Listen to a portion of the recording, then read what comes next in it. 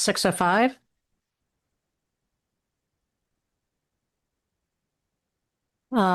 Let's see, it is my pleasure to introduce the fourth grade students of Valimar School, Annie, Jag, Scarlett, Lola, Miles, and Kayla, who will lead us in the flag salute, read the land acknowledgement, and provide highlights of their school.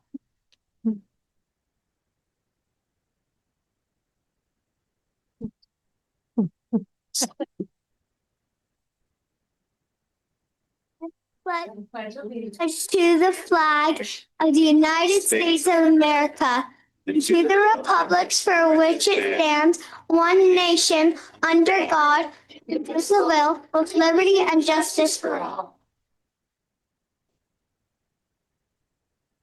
Do you have the land acknowledgement? Oh, there we go.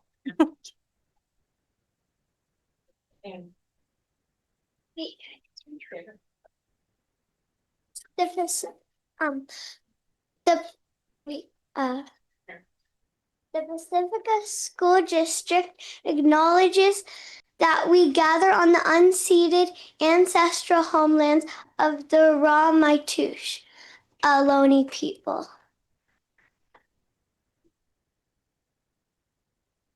As guests, we humbly extend our gratitude to the Ramaytush Ohlone elders and community.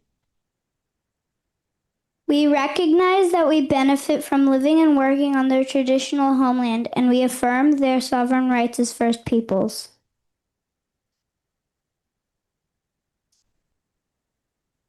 As the original stewards of this land, the Ramaytush Ohlone understand the interconnectedness of all things and the importance of maintaining harmony with nature.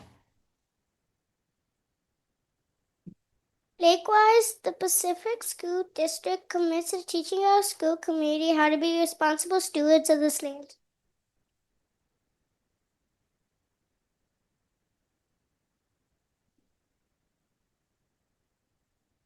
Would you like them to introduce themselves? Yeah.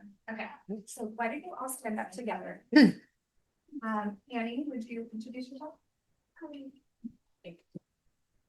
Well, my name is Annie, and My name is Miles Van Yearwage, and I am Miles. my name is Lola. My name is Kyla, and I'm a fourth grader at Valimar. My name is Jag, and that's all. My name is Scarlett. Art class is my favorite thing at Valimar. We get to make things from clay. We also get to experiment around with shades, going from light to dark. You can also make things to bring home and share with your family. My favorite part about being at Valimar is the pony plop. It's a time when every class gathers around our track to meet a pony. You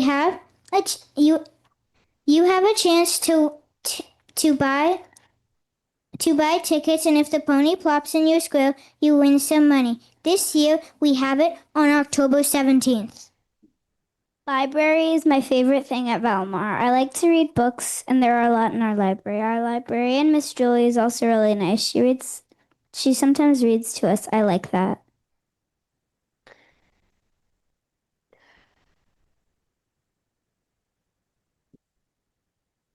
My favorite part about being a Valimar student is the Fun Fall Fest. I get to interact with my friends at after school hours. I can't wait till October 17th.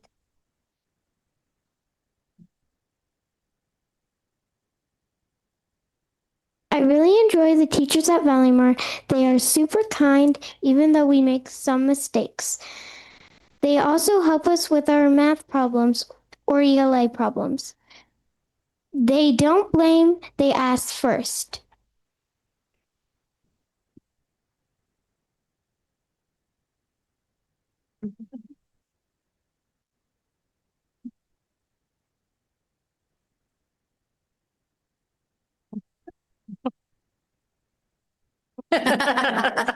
Thank you.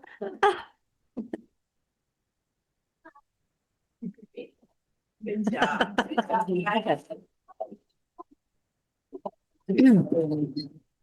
And Barbara, could you take roll? Yes, no. Here. Fast. Get here. Here.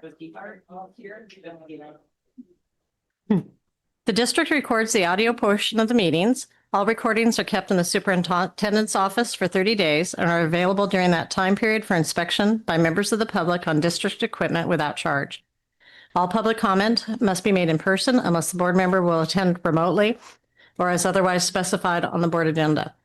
Speakers wishing to address the board on agenda or non-agenda items, please complete a request card with your name, address, and the item number and submit it to the board president or superintendent. You will be called to address the board and may speak for up to 3 minutes. Please note the public is welcome to provide comment to the board. Remarks are limited to 3 minutes unless extended or are limited by a vote of the board. A maximum of 20 minutes, unless extended by the board, is allocated for each subject discussed. Brown Act open meeting regulations, under which the board must operate, do not allow board members to comment on non-agenda items or information you may bring up that are not on the agenda. Additionally, no action can be taken. However, the board may give directions to the staff following a comment. Okay, approval of the agenda. Do I have a motion to approve the agenda? I'll make a motion to approve. Do I have a second? All in favor, please raise your hand. Who passes 4-0? Okay. Report out on closed session topics. No reportable action was taken on any of the closed items at this time. Okay, approval of the consent agenda. All items on the consent agenda will be approved with one motion, which is not debatable and which requires a unanimous vote for passage. If any member of the board, the superintendent, or the public so requests, any item shall be removed from that section and placed on the regular order of business following the consent agenda. I want to pull item G. And so do I have a motion to approve the consent agenda, not including item G? Do I have a second? Okay. No, you got it. All in favor? Passes. Okay, item G, approval of the board policy and its administrative regulation 1240, volunteer assistance, BP and AR 6153, school-sponsored trips, AR 3541.1, transportation for school-related trips. And we have one public speaker on this item, Tara Knotts.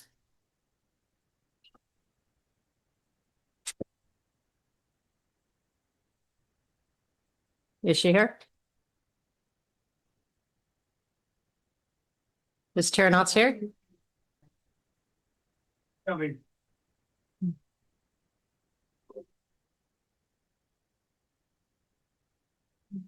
quick comment.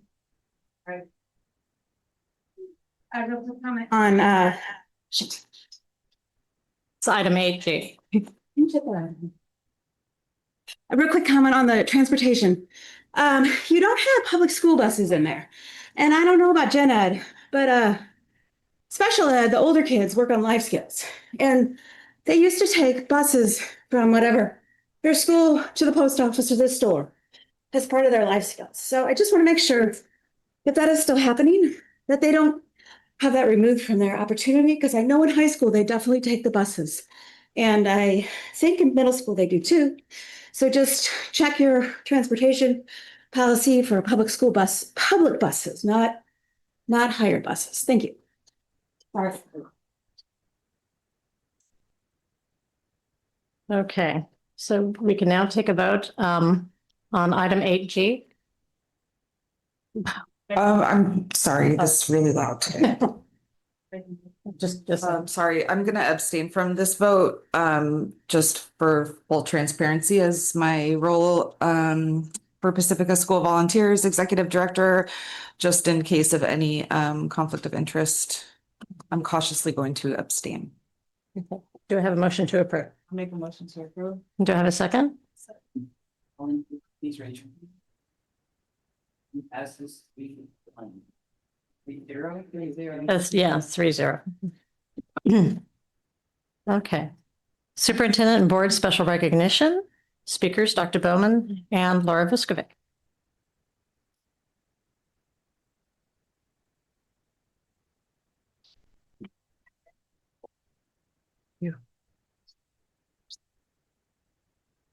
Sorry. Okay. Good evening, Board of Trustees, guests, friends, employees. At this time, we'd like to take a moment and give a very special person a certificate of appreciation. I'm going to have those who know her best just talk a little bit about what she has done and with the amount of time and the services she provided, this is a small token to the amount that she's contributed to Pacifica School. So I wanted to thank her. Hello, everybody. Good evening, Board of Trustees, Dr. Bowman, Cabinet, community members. I'm Laura Vuskovic, the principal at Valleymar School, and I'm going to take a moment to recognize Marilyn Weisgarver for all that she's given to our school and community. Way back in 2013, fourth grade teacher Kelly Edelhart asked Pacifica School volunteers for some extra math support in her classroom, and that's when Marilyn stepped in. She's been with us ever since. That's over 10 years. Marilyn has worked with so many of our fourth graders, helping them figure out tough math problems, building their confidence with math, and being someone they know they can count on and connect with. I know Kelly has truly enjoyed working alongside Marilyn all of these years. After retiring from computer programming, she decided to give back in new ways, volunteering not only in classrooms, but with Pacifica Gardens, where she combines her love of gardening with her love of community. We deeply value all the incredible school volunteers from Pacifica School Volunteers. And Marilyn, like so many, are a true testament to the strong giving spirit of Pacifica. We're so grateful for Marilyn's time, her care, her lasting difference that she's made for kids in our school. Thank you so much, Marilyn.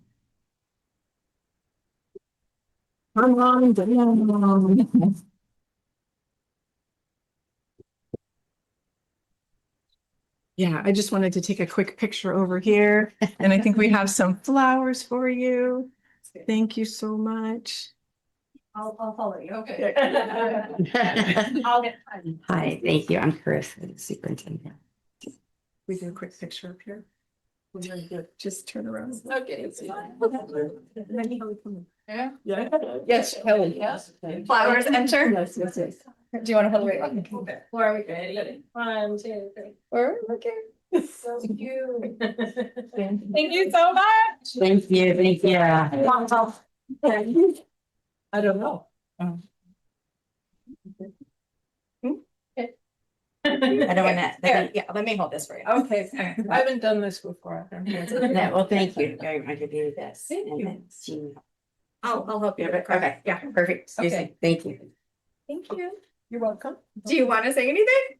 I love working with her students. And- Fourth graders And working with her, she's a marvelous teacher. And I don't know, I've been having a good time. I love helping the kids. They're very appreciative. And I get to see them in later years sometimes, all grown up. So, thank you. Thank you. I let my bag over. Okay. Okay, communications, LSEA. Good evening. LSEA held our first union meeting last week. Each site is facing its own challenges as we begin the school year. With many leadership vacancies and unanswered questions about processes moving forward, there is understandable anxiety and unease among staff members. Yesterday, LSEA leadership had a meeting with Dr. Bowman and Ms. Ladd to share those concerns. We appreciated their attention and apparent desire to get to solutions. We hope our members will see meaningful improvements on the issues we raised. A significant portion of our discussion centered on the board's technology policy agenda item. LSEA has previously sunshined Article 15 of our contract, which addresses safety. A key part of our intent was to ensure stronger protections for members related to technology use. The proposed board policies include numerous edits and new user agreements. We provided some suggestions and shared some of our concerns. We shared concerns with the language around the use of artificial intelligence and the clarity and emphasis on not only our use and implications of this tool, but also for student use. While we were unable to resolve this last year, we remain committed to securing contract protections this year. Alongside those protections, staff must also be given adequate time to learn, understand, and model appropriate use of AI. We are already seeing an over-reliance on AI across the district, and it is important that we set thoughtful boundaries and practices as a district. Outside of negotiations, LSEA is hoping to get explanations from San Mateo County regarding the new pay system, Frontline. Most checks were incorrect in August. We received a second check today, and still we are short the money owed to us. We hope as board members you are aware of that and that you will be using any leverage you have with the county to ensure our pay is straightened out and squared away. You have all received the invite to the LSEA and CSEA social that is coming up, and we look forward to seeing all PSD employees and board members at the event. We believe that through ongoing dialogue and collaboration, we can ensure progress that benefits not only our members, but also the students and families of Pacifica. Thank you. CSEA?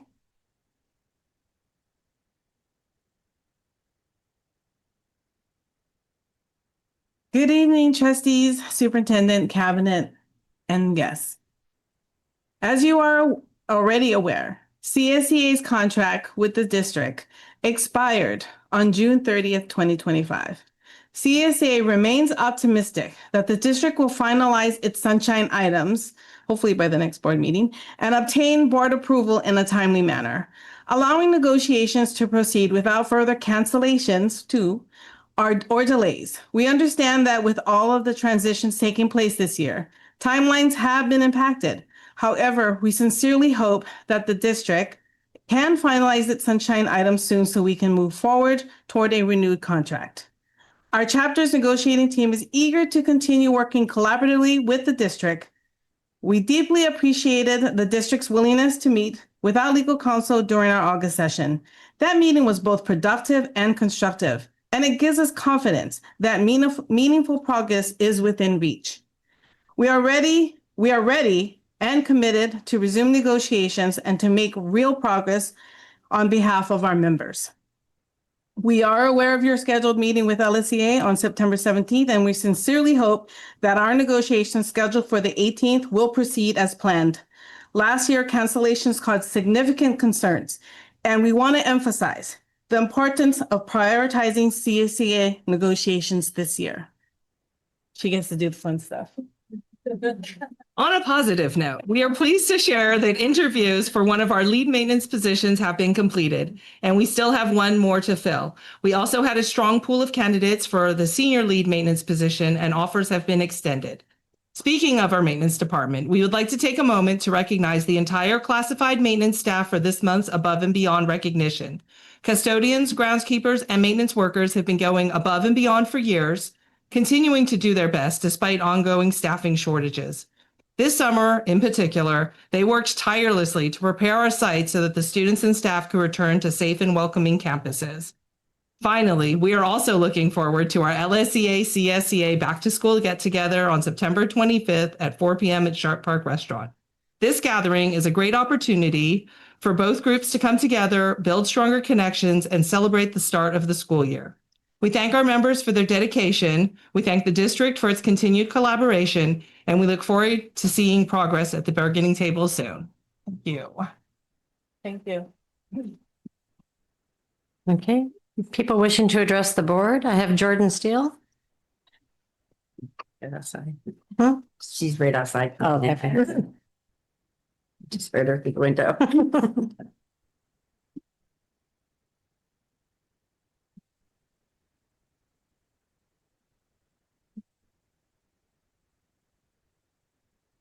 I'm just gonna get my notes really quick.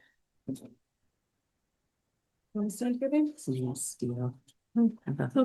my name's Jordan Steele. I have 2 kids at the Ocean Shore Sunset Ridge campus. This is one of them. I wanted to come here and talk to you about my other child. He is in 3rd grade. He's 8 years old, and I wanted to talk about mental health and how his mental health is being affected by the switch up to Sunset Ridge. I know you guys made a vote and you made a decision, and the decision. You're okay. Your decision has been made and the change has happened. So now we're in it. And I just wanted everybody to kind of stop and go back a little bit and think that there's side effects to your decision to merge the schools, to co-locate, to close schools. And one of those side effects is really affecting my child. And so many times in all of these emails that we've seen that the communications happen from the district, people have said, think of all the children, all the children. So when people are upset about their school closing or different changes happening, their life changing, people said, think of all the kids, not this small group that's upset, not this group who is like inconvenienced, think of all the kids.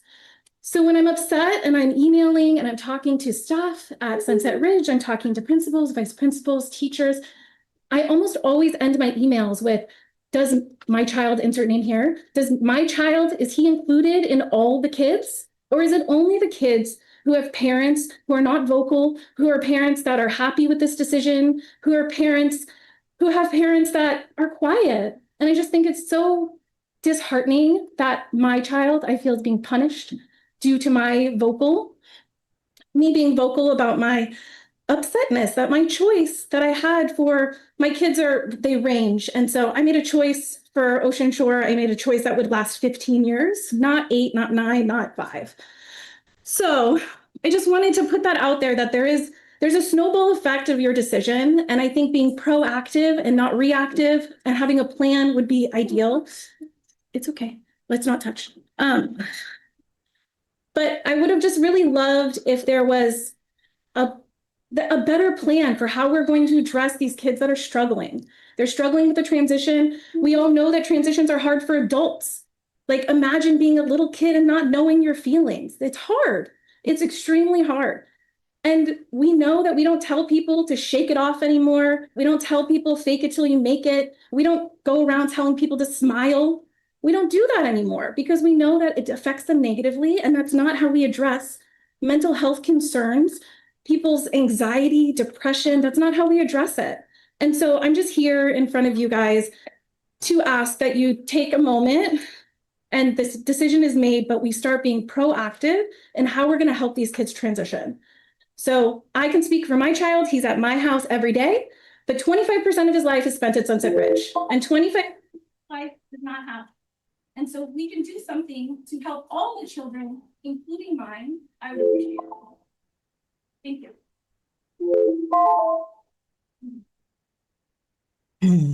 Let's see. And I have Grace Sobieski.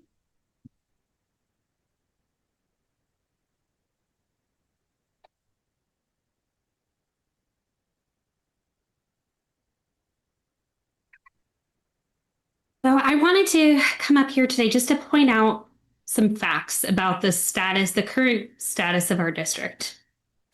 Number 1, loss of 110 students from this year's projected enrollment. Number 2, turnover of our superintendent after just 2 years and nearly an entire cabinet within a year and a half. Number 3, $7 million spent on new classrooms at Valleymar and Ocean Shore School that will never have students actually sitting in them. We have communication from bond manager CC Wang with Darnice Williams, dated before ground was broken, asking if she wished to move forward with construction given the likelihood of an upcoming school reconfiguration. We all know where that led. Number 4, shady timing of suddenly and urgently needing to move locations of this district office. Plans to spend $7 million on a new district office despite a temporary location that is more than sufficient. Shouldn't we be spending our funds in a way that most directly impacts our students?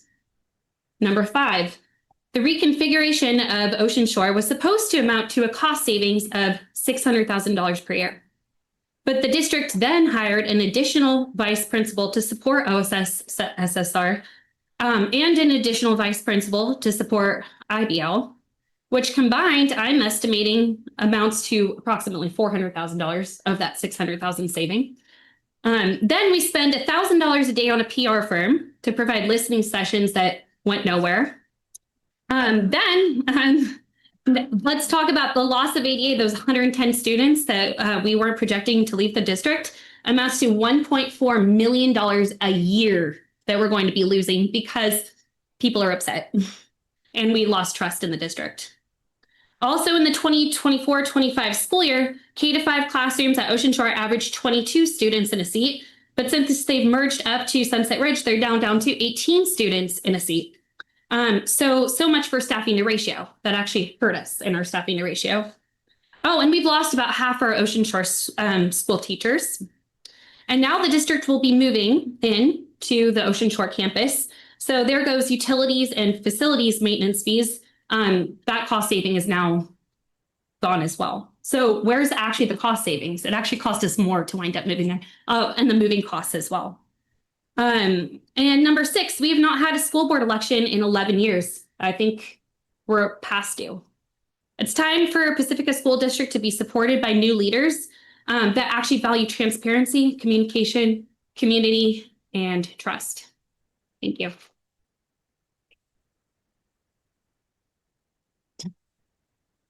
Okay, board and superintendent, correspondence and communications. I'll start. I want to say that I really appreciate people taking the time to share thoughts via email. Let's see. I want to thank a family who sent a kind note about their child's teachers. They shared that they saw a swirl of negativity on social media, and it meant a lot to be reminded of the dedication and care our educators bring every day. I attended open house at IBL and caught the tail end of Ocean Shores open house.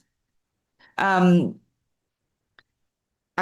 is always such a lively, positive school. At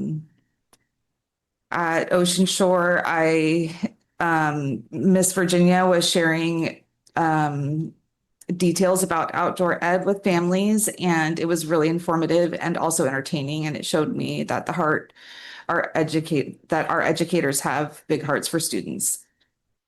I participated in the Pacifica Collaborative meeting where Mayor Beckmeyer and City Manager Woodhouse gave a presentation on city planning and the challenges facing Pacifica. Our city and schools share a lot of the same struggles, balancing budgets while protecting the character of our community. The budget task force put together by San Mateo County Office of Ed continues its work. And that's it. Thanks. Microphone.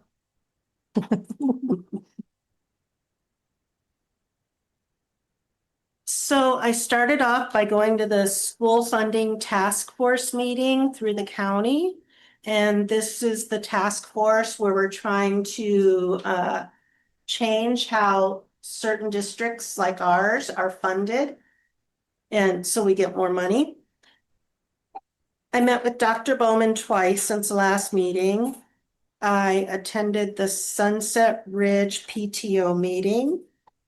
I received my CSBA certificate in ethics training, AB 2158. I went to the Sunset Ridge Ocean Shore PTO general meeting. And then the last thing I wanted to report out was the back to school night at Sunset Ridge. I didn't know whose classroom was whose, so I just walked into any classroom, and one of them was Mrs. Birdseye, and she's a 5th grade teacher.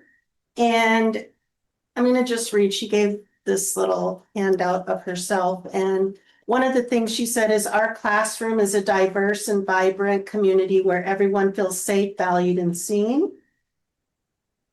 She has a lot of favorites, but I'm just going to say her favorite movie is Coraline. Fun facts, I'll just say one. She studied abroad in the UK. And she was very excited about the field trips and the parents who were in there. And she also gave the curriculum, reading, writing, and arithmetic, so. Then the next one that I went into was Miss Gal, and she's a first grade teacher. And one of the things she mentioned is our classroom will be a vibrant community of learners where everyone is encouraged to share, explore, and support one another. Her favorite movie is Lilo and Stitch, and she's lived in Pacifica since she was in the first grade, and she teaches first grade. So that's pretty amazing. I just wanted to give a shout out to Dr. Kunda, because the energy of the back to school night was very energized, positive. It was just a buzz. I mean, I felt like, oh, wow, look, everybody's here. And so it was really exciting to go to that back to school night. And I just wanted to mention one more thing, because I did have a correspondence. I had a correspondence with one of the teachers at Annunciation School where the shooting happened. And the reason I did is because he was one of my childhood friends. And another best friend of mine had her niece and nephew going. 2 of the 3 are okay. One of them's still in the hospital. But I just want to note that safety has always been one of my concerns, where I even walked around the schools and did safety checks to make sure, especially with our intercoms, the doors being locked. If it could happen at Annunciation, which is a wonderful community, upper middle class, it could happen in Pacifica. So I just want all of us to be as safe as possible.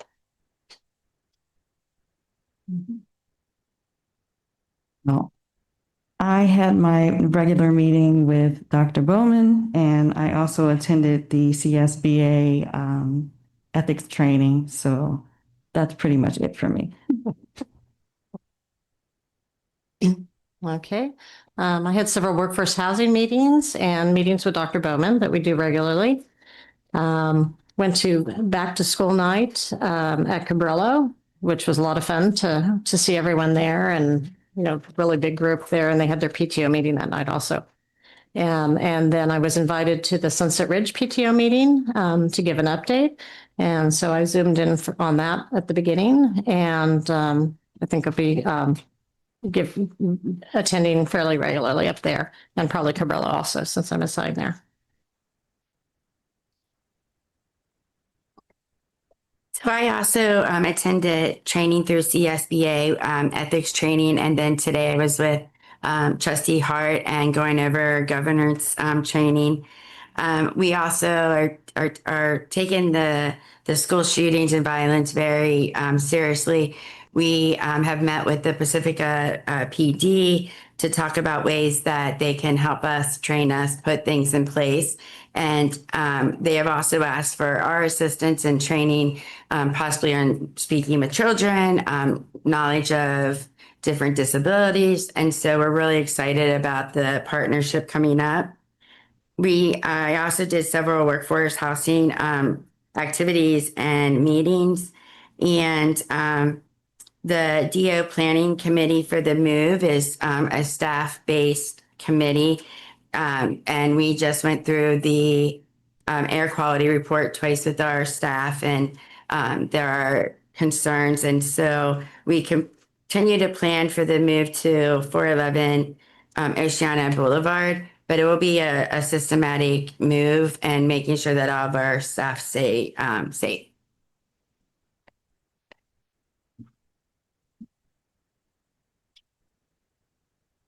All right, we're going to go to item 11, information items. LSEA initial proposal for the 2025-26 school year. Successor negotiations, Rachel Merlot. Good evening. Is this on? Do I have to turn it on? Is that fine? Okay. Hello. Laguna Salada Education Association for our proposal for the 25-26 school year successor contract. Pursuant to Government Code Section 3547, Laguna Salada Education Association hereby sunshines or submits the following initial proposal to the Board of Trustees for public hearing and adoption regarding the 25-26 contract negotiations. Pursuant to Section 1.4 of the contract negotiated agreement, such agreement shall continue in effect year by year until a new contract is negotiated. Even though at this time the full contract is open for negotiations pursuant to Section 1.4 of the 23 to 2025 negotiated agreement, such agreement shall continue until a new contract is negotiated. The following articles are open each year. Article 7, calendar. LSEA has an interest in developing a calendar that meets the needs of our staff and the community. Article 9, compensation. LSEA has an interest that unit members are compensated with a package that will attract and retain qualified teachers and compensate them for their time and effort in the form of total compensation, which includes salary and benefits. This we feel will help the systematic teacher crisis in the district. The following articles are of specific interest to the Laguna Salada Education Association as per the above mutually agreed upon ones that are open each year. The below are of specific interest, but not an exhaustive list, as the full contract is open this year. Article 8, hours. LSEA has an interest in discussing our members' duty day and professional obligations. Article 11, class size. LSEA has an interest in discussing class size and class size impacts. Article 15, safety conditions of employment. LSEA has an interest in discussing our members' right to a safe working environment. Thank you.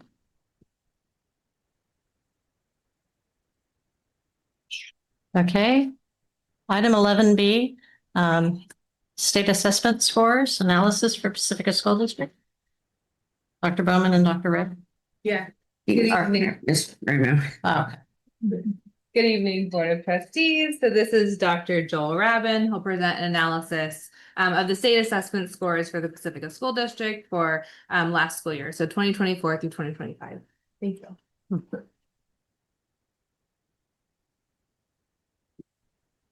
This thing? This one? It's the small flat one on the top. This. Yes. All right. Good evening, everybody. My name is Joel Rabin. I am a researcher and data consultant. I spent about 25 years working inside school districts. I worked for Elk Grove and Fresno Unified, two very big districts in California, and then Natomas Unified as associate superintendent. And now my work is helping school districts like yours understand their student data, their achievement results, their California School Dashboard. So I work with districts and county offices of education to do that kind of work. So I'm happy to be here today. I've been working with Pacifica for about a year now. That's the one. This one? Yeah. Okay. So tonight, what I'm going to do is share two kinds of data, your student achievement results on the CASP test, and then I'll share some English language learner results. So first, the CASP results. I put some icons throughout the presentation to identify some trends. I'm not going to read all of the slides, so I thought the icons may be helpful for you to identify where there's been some improvements. Excuse me, some high scores, and then some areas where there's some achievement gaps for students and schools. And if you have any questions as I'm presenting, please stop me.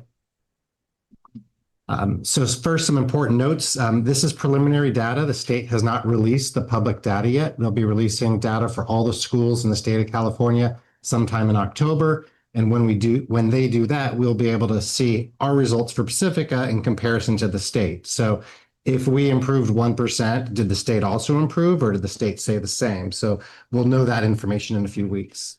The state results should be, like I said, out in October, and the results that I'm presenting tonight may vary slightly from what the state ends up publishing on the state website. Wanted to share also kind of a big picture context. Change happens slowly in student achievement. This is student achievement data going back many decades. I've got California data here, national data, and then the more recent CST and CASP data for the state of California. And generally what you can see is even over decades, reading levels improve very slowly. We were improving as a state with the CST test, and then they changed tests in 2014, 15.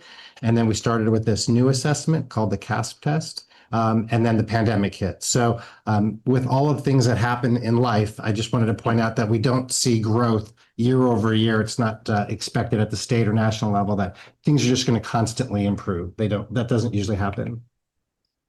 Here's our English language arts results for Pacifica. I have a purple dotted line for your county and a yellow dotted line on some of these slides for the state. And you can see that that ends in 2024. As soon as we get the new data, I'd be able to update these slides for you and give you a little more information. But we're doing better here than the state of California and a little below the county on average, where about half of our students are meeting English language arts standards. In math, we dropped a few percentage points this year, so 3% fewer total students meeting standards. But for math, we've actually been historically above both the county and state. So we'll know soon if we stay above the county when those results come out. There's a lot of information on this slide. This is basically a slide that summarizes the whole report, the district trends. So about half of our students are meeting English and math standards. There's a bit of an achievement gap between some of your schools, as you probably already know. Some of your schools perform higher than other schools. Some high scores, fourth grade students perform very high in both English and math. Students scored at or above grade level on the iReady test, which is the iReady is a local test that your district gives. Many districts across the state use iReady, and there were other companies that have tests. And what's nice to know is that the tests that the teachers are giving during the school year testing kids is giving them pretty good information about how the kids will perform on the state test. So when kids perform well on the iReady test during the school year, they also perform very well on the state test. And another really interesting correlation, which probably is intuitive for many of you, kids who have high attendance rates have high achievement. In other words, when we look at the kids who have lower than 80% attendance, which is chronically absent, really bad chronically absent, they have some of the worst achievement in your district. So when kids are in school and in classrooms, they have much higher achievement. And there's a strong correlation. And we saw that 2 years in a row with your district. And then, as we see in many districts in the state and the state as a whole, Asian students, white students, and students who are 2 or more races perform better than African-American, Hispanic, low-income students, students with disabilities. In your district, it's about twice as likely to be meeting state standards. So students who are white, students who are 2 or more races, and students who are Asian are performing much higher than some of those other student groups. Some improvements at the district level, 4th grade and 5th grade both improved on English, and 4th grade improved in math. And then a lot of your student groups improved in English, which is good to see. English learners, students who are homeless, students with disabilities, Latino students, and Asian students. And English learners also improved in math. So these couple of slides are meant to point out some of the successes and things to celebrate that went well last year. The next set of slides include 1 slide per school, and I won't read all of the information, but I'll just point out a couple of things. So Cabrillo Elementary School has performance a little higher than the district overall, and your 3rd grade performance at Cabrillo was the highest at 65% and 57% in math. At Ingrid B. Lacey, higher results than the district on English, but lower in math, and 6th and 7th performed the highest at that school on English, and 6 performed the highest in math. At Ocean Shore, higher performance than the district overall. 5th grade performed the highest in English, and 4th grade in math. And Ortega performed below the district in English, but above the district in math. And again, 4th grade shows up on many of these slides as high performance. So something good is happening at 4th grade. Something is working well at 4th grade. Pacific Independent Schools, math performance improved from 2024 to 25 by 10%, which is really big. And math results were the highest for 5th graders. And really high ELA performance at 70% of students meeting or exceeding standards. Sunset Ridge has lower performance than the district overall, but ELA performance improved 5 points from 27 to 32%, which is really nice to see. Valamar had some of the highest performance in the district. Again, 4th and 5th grade stand out for you. Here's the slide that summarizes the attendance rates. On the left side of the slide is attendance rate, the lowest attendance rates in the district at where students attended 80% or less of the school year. And then we go 85 to 90% and 90 to 95, and then over 95. And as you can see, better attendance just improves student achievement on both English and math. Any questions on the CASP test before I jump into the English learner test? Okay. So the LPAC is the state's assessment of English learners to see if they're making progress in English language proficiency. All English learners take the test when they first initially enroll in a school, and then they take it once a year until they get redesignated to fluent English proficient. There's 4 levels on this test, 4 being the highest, and then 3, 4 meaning that a student has really well-developed English skills. And there's some subtests, which I'll show you in a minute. In your district, 44% of your students are at level 4, which is what the state's goal is for students to be at level 4, just under half. And 76%, 2/3 of your students, or sorry, 3/4 of your students performed at the 2 highest levels, which is really good. These next few slides break down the test into different components. There's an oral component to the test and then a written component to the test. And then oral is broken into listening and speaking, and written is broken into reading and writing. And you can see the dark blue is highest on that speaking section, which happens in all the districts, happens in the state of California. Students tend to be able to speak English much better than they're able to write it or understand when they listen to it. You can see the smallest blue on the 2 pies are on the right. Across the state, I see the same pattern. Students who are English learners struggle with writing English much more than listening to it or speaking it. These next few slides, really small numbers here, but these are trends by grade levels, with kindergarten being on the far left and 8th grade on the right. And you can see with oral language across all grade levels, there's pretty consistent percent of students that are at level 3 and 4. But with written language, we see actually it drops off over time. As students get older, they tend to struggle more and more with written language as English learners. And then there's a green circle there because students improve performance on the oral language test by 5%, and the written test by 7% in 2025. So when you're talking about successes in your district, those are really big gains, 5% and 7%, things to celebrate. And then here's some district trends compared one year to the next. And this is where you can kind of see those 5% and 7% improvements and increases in both the oral and written language. Made this one too small, I'm sorry. This is showing some of the highlights by school. This is showing bar graphs that show your results for individual schools, and both Ortega and Sunset Ridge had some of the best improvements, which led to the big district improvements overall. And I think that is the end. Let me check my last slides and see if there's any questions from the superintendent or board. Thanks for the presentation. I was on the edge of my seat. I feel like, there was like not the best news and then really good news. I wanted to ask if you have any thoughts about what happens in 4th grade. Do you see this happening across the state, 4th graders improving so much, or specifically our district?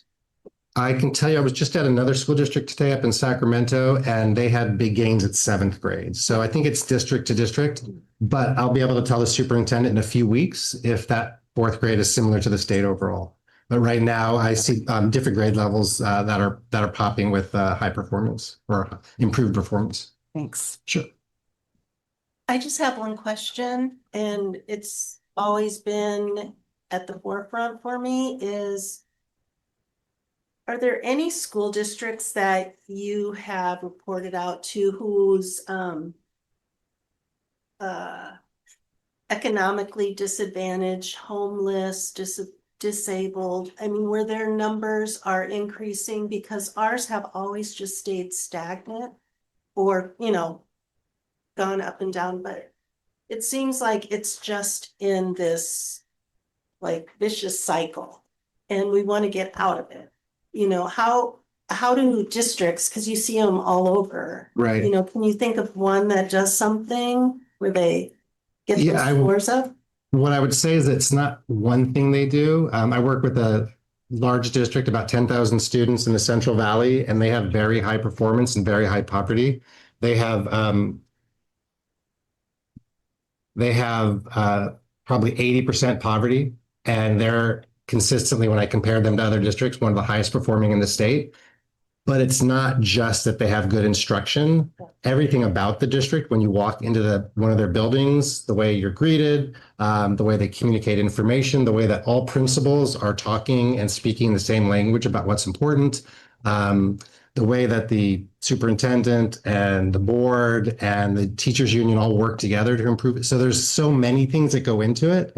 I will tell you, as a data person, I like to tell people that it's not about the assessment. All the assessment does is give you information, and what really matters is how teachers use this information in their classroom. So the more teachers can use the data to improve instruction and help their kids, I think that's what's most important to improve the results overall. Thank you. You're welcome. Okay, did you have any questions? Just a quick comment. I want to thank you for coming. What Joel does is the CAST, the LPAC. We give the iReady, the attendance. There's data from very many sources, and the state doesn't have them in one location. So he's able to pull it together and help us with the analysis. And our data dialogues will start this week because of the thoroughness, Dr. Raven. So thank you. You're welcome. Thank you. Okay. Thank you. Thank you. Okay, item 11C, enrollment update, September 2025, and I have a speaker, Tara Knotts.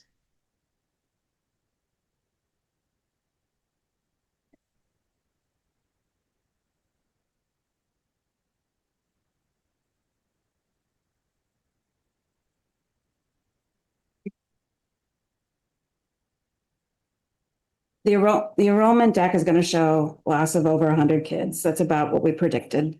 That's about 1.4 million, 1.3 million, as mentioned earlier. You didn't predict the losses in your second interim report in the spring. In fact, you probably should have predicted those losses in your January 22nd slide deck. It's well known that big changes to schools lead to losses of children. That was recommended to you by a consultant. In any case, while it is accurate that it shows that all school sites had a decrease in enrollment, meaning things that have happened affect all children, not just one set of children. I'm not sure that your pie chart that's going to be shown tells you the best story. It may be accurate, it may be not, but I'm not sure it tells you the full story. I laid the full table from this deck across the grades, across the schools, next to the same table produced last year in October. And then I kind of predicted the number, like the fourth graders from last year moving up to fifth. If you assume all of them are going to move up to fifth and compared it to how many fifth graders you actually have. And I did that for all grades. I see a bit of a different story that your pie chart is not telling you.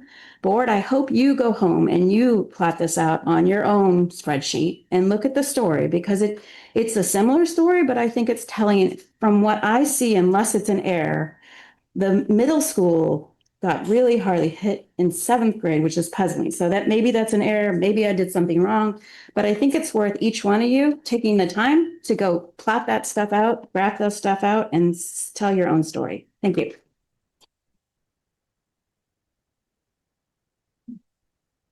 Okay, enrollment update, Dr. Ladd.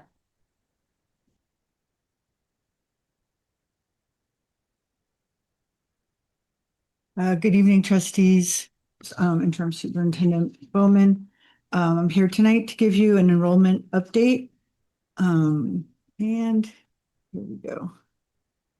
This first slide is a slide of is a chart that shows our enrollment. Down the left-hand side are our schools, and across the top are the grades, and then down are the totals, and then it totals up on the bottom. The Sunset Ridge Ocean Shore total campus enrollment is 525. The TK projected enrollment based on the King report is about the same. They had projected 158. We're at 155. The kinder enrollment was lower than expected by about 39, lower than expected. 39 students who participated in the lottery did not end up enrolling. 23% of those students moved.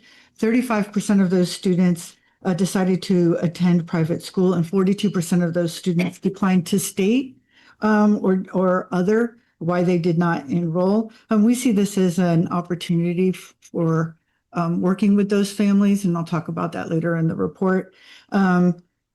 If every student who had participated in the lottery had enrolled, our enrollment would have been 260 or just under the projected number. Here's our historic enrollment numbers. As you can see, and as has been mentioned, we're down 111 from last year. Our moderate projected numbers were to be, from the King report again, were projected at 2026. And for 26-27, which is next school year, 2590. They also gave us low projected enrollment numbers at 2583 for this year and 2496 for next year. Our staffing to enrollment has been effective in light of these enrollment numbers, and it does demonstrate the importance of staffing to enrollment. At the beginning, there was a lot of pressure to say open up another T1 or 2 TK classes, and by not doing that, we have just the right number of TK classes that are enrolled with the right number of students, for instance. Next slide. I thought we should have some attrition data. So again, we're actually just minus 60 from the projected enrollment. And as you know, Ms. Navat bases our budget on projected enrollment numbers. So we're minus 60 on our projected enrollment. Still not great, but it's something. 48 students moved out of our district, and 45 of our students are attending a private school. This represents a slight increase in our district's attrition rate, which was last calculated in 22-23 at minus 1.8%. So we do expect attrition across our grades, 1st through 7th grade. And we have had negative attrition since our return from the pandemic.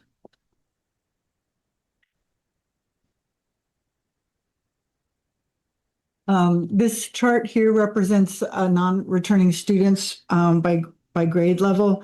There's a similar percentage of non-returning students across all of our schools. However, Carrillo having the lowest number of non-returning students, and Ocean Shore having the highest percentage of non-returning students. Cabrillo, of course, through the King report, was predicted to have the largest number, or has the largest number of children living in their, I know we don't have enrollment areas, but living in their enrollment section.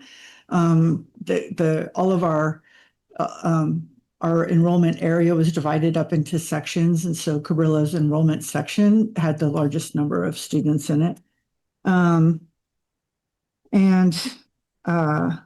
It's interesting. One of the things that's really difficult in terms of sort of looking at school by school is because we have an open enrollment and parents can move from school to school. It is hard to do certain kinds of math because parents can move from one school completely to another school, and so it can be hard to look at numbers in those ways.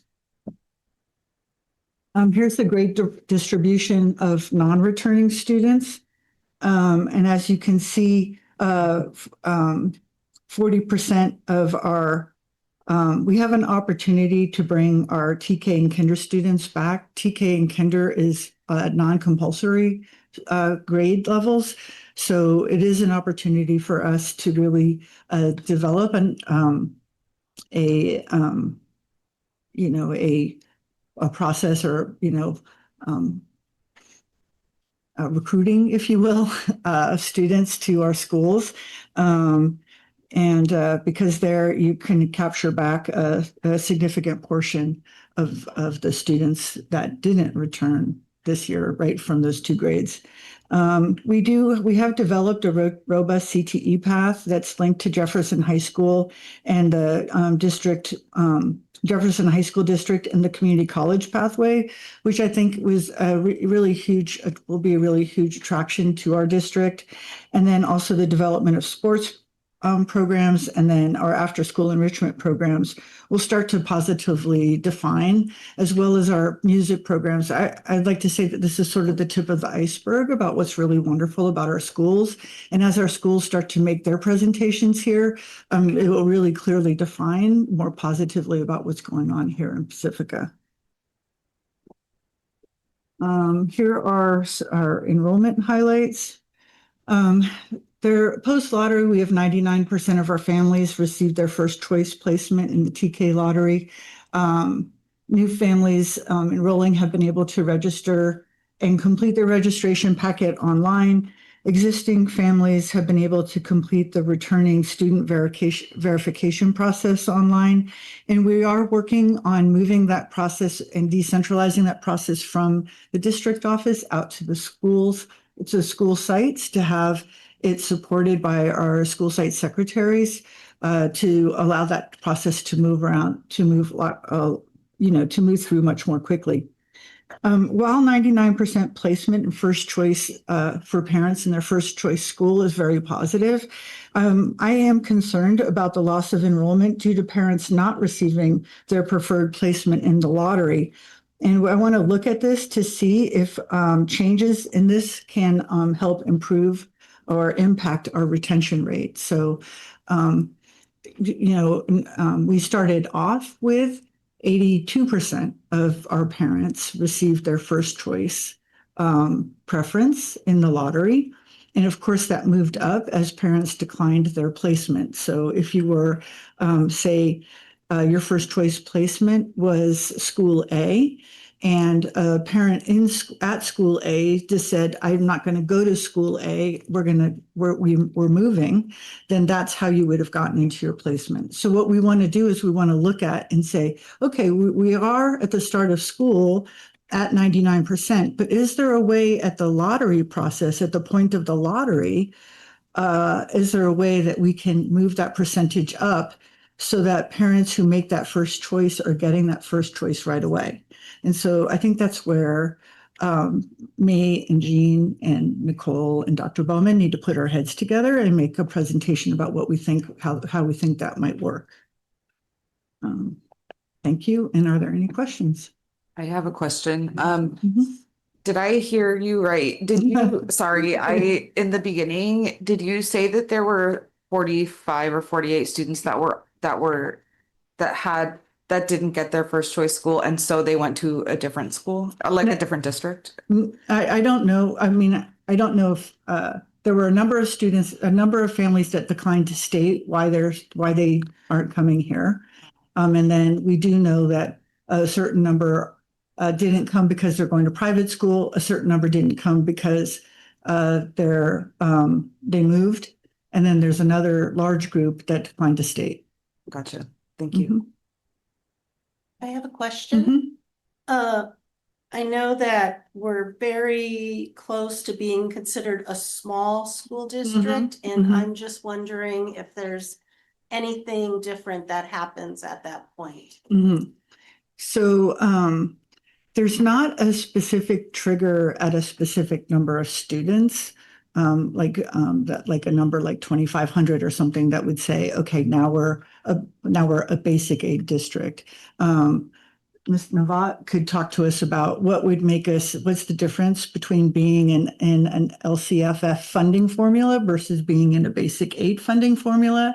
And that the ADA is in that mix of determining whether you're LCFF or basic aid, but there isn't like an automatic trigger for that. Am I right about that?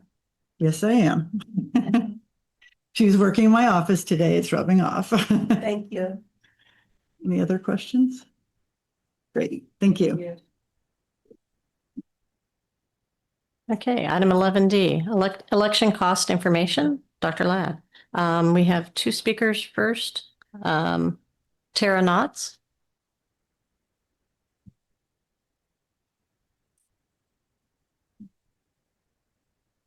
It's telling. The leadership, board or cabinet, I'm not sure, is wasting money and time, financial consultants, legal or PR, on a slide deck that may or may be completely irrelevant or unnecessary, as none of us know the likelihood of success of a recall. It is out of your control. It happens or it doesn't. It's a voter's right. Yes, you can talk about cost and timing of new elections, but it's too soon. It sounds political. It feels like yet another PR stunt. It seems a little political personally. I find it curious that you like to talk about the community members having caused you expenses, but you are not discussing in public the expenses that this district has caused itself.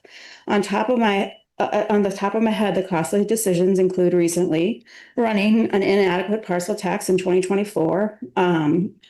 When within 1.5 years, you're going to have to redo D. That's 2026, I'm pretty sure. It was approved in 2016 for 10 years. So right at the time, you already have the community upset, and you have a mess of national news and people not liking anything to do with public anything. You're going to have to be running a parcel tax if you do. The district spent over $100K on Godby and Team Civics from 2023 to 2024. That's on those two different campaigns they ran. That's not including the actual political campaigns. Now you may have to spend some more of that money.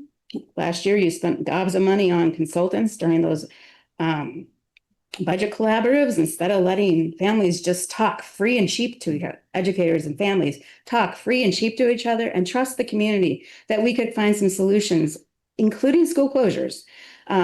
We were not given that opportunity to have real conversations free and cheaply.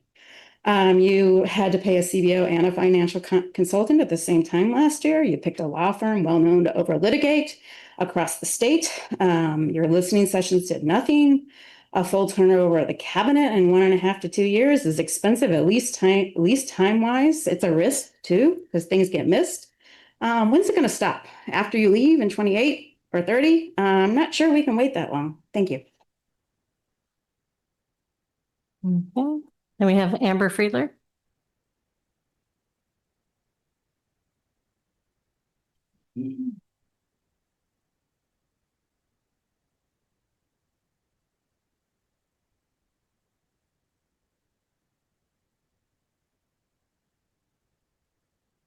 My name is Amber Friedler.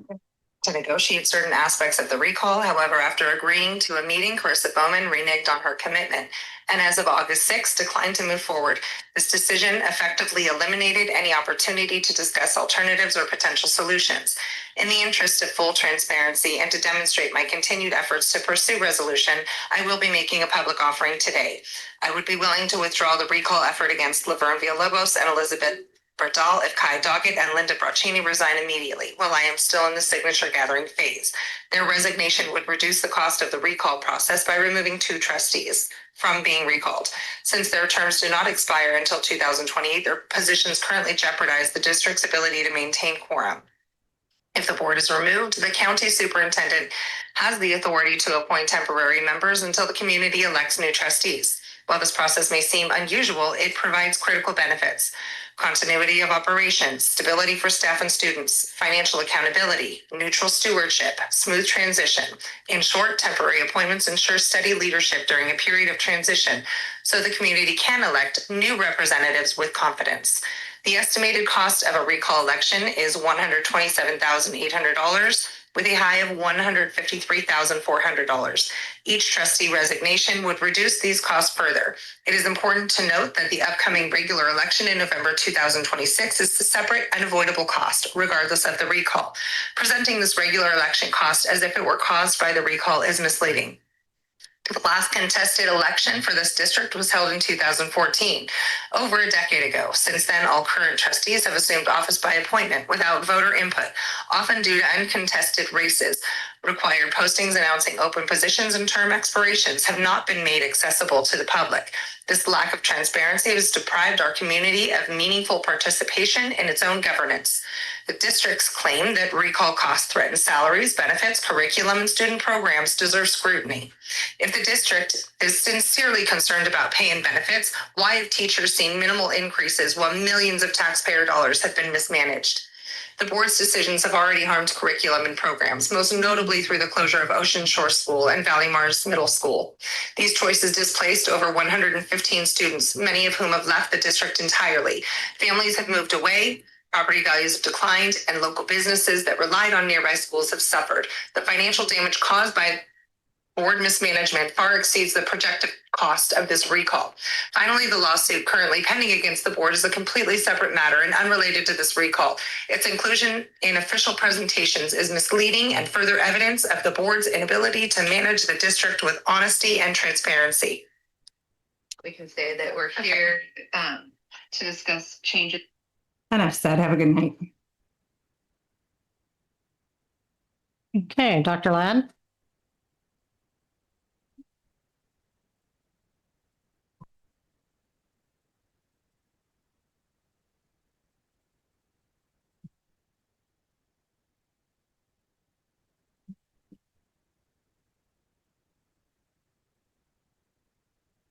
Hey, I'm here tonight. We've been receiving a lot of questions from parents and community members about the timeline and details about what happens in a recall election of board members, and many have participated in recall events of governors, so they're wondering, how is it similar? How is it different? So I'm here tonight on information that we have received from our assessor, county clerk, recorder, and chief elections officer of San Mateo County, Mark Church's office. So the purpose of this presentation is to provide general information regarding estimated recall and regular election costs for Pacifica School District as shared by the assessor, county clerk, recorder, and chief elections officer from San Mateo County. The chief elections officer shared this timeline.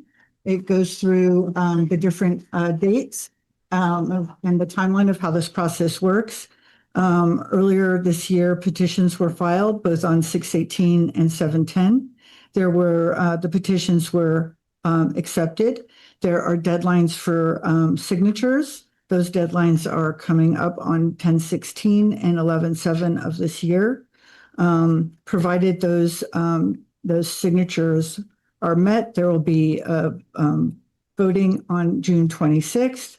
The outcome of that voting will determine the next 2 points on the timeline.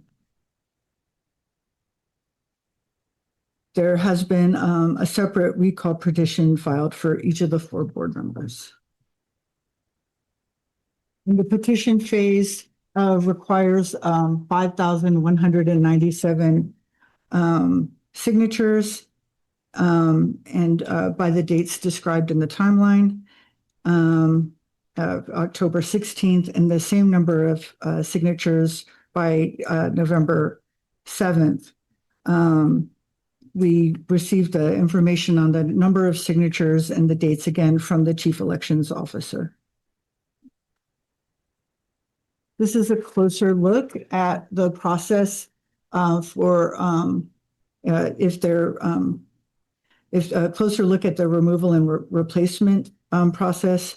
Mr. Church pointed out that in accordance with the election code 111382, if a recall occurs, no replacement candidate would appear on the June 26th ballot. So it's just a recall vote, a yes or no vote. If the recall results in 2 or less trustees remaining on the board, this would not allow for a quorum, and which is a majority of members. Which, to remind everyone, a majority of members is required to conduct official business at board meetings. Without a quorum, the board would be unable to make official decisions, approve budgets, or hire staff.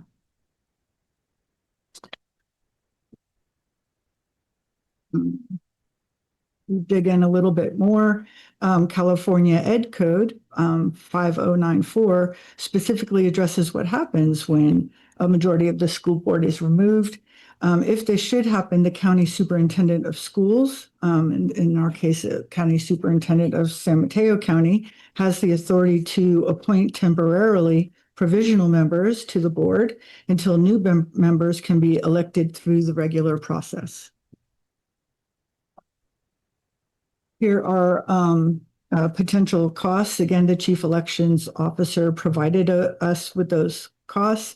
Costs are really inherently difficult to estimate because they're based on the number of registered votes, participating jurisdictions, and then the complexity of the ballot. The range here is between $127,800 and $153,400 for the June 2026 recall vote, if that should happen. As was mentioned, the regular election is in November 2026. There are 3 full-term trustee seats scheduled for re-election in November 2026. The current office holders for these positions are Trustee Berdal, Trustee Villalobos, and Trustee Hart. The range for the election in November of 2026 is $114,000 to $136,800, and this would be a typical cost in an regular election cycle. The cost of both the recall and the regular election cycle, though, would be $241,800 to $290,200. Again, this information was provided by us this information was provided to us by the chief elections officer in San Mateo County. These are potential financial impacts on the district's budget. Typically, the funds that are needed for a recall budget are not budgeted into our budget. The funds would come out of our general fund or unrestricted funds, and we typically use our unrestricted funds for salaries, benefits, purchases of curriculum, and unrestricted student program funds, unrestricted student programs that we fund with unrestricted funds.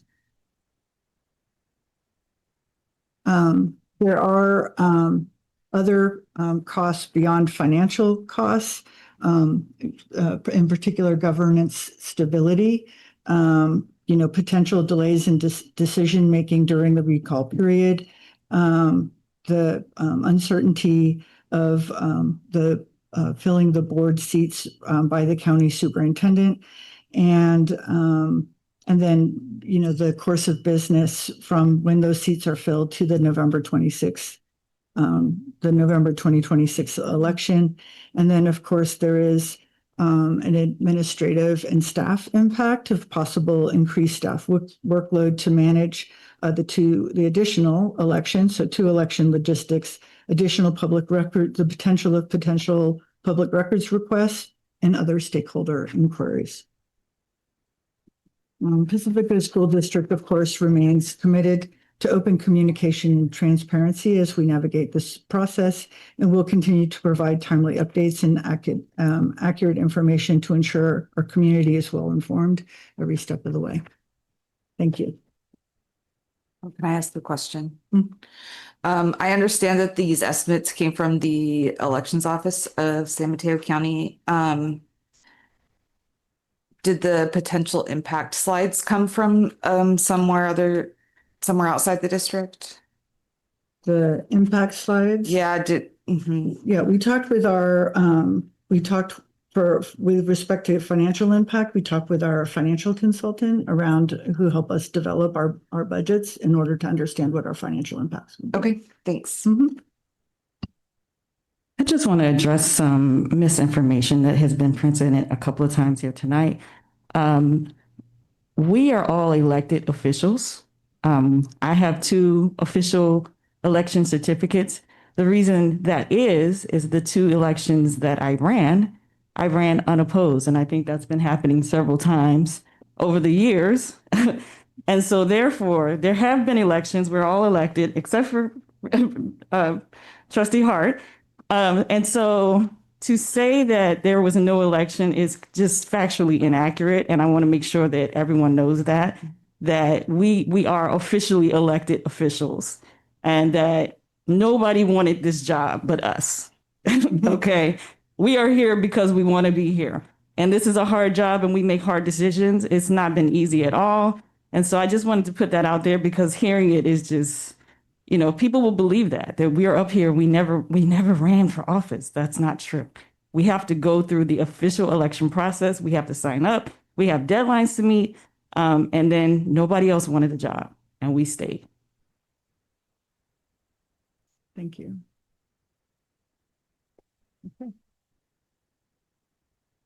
Okay, item 11E, first reading, technology policies.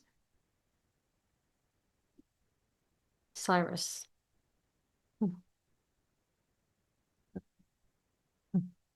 It's thunder.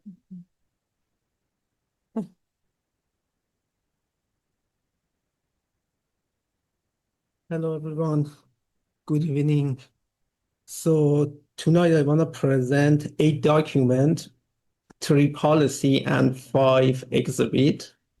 So the first one is the employee use of technology. This policy, it was an update from 2003, and the one we using currently, it doesn't have any information about the AI or the scope of the technology. It just focus on the older device like MP3 player or CD player.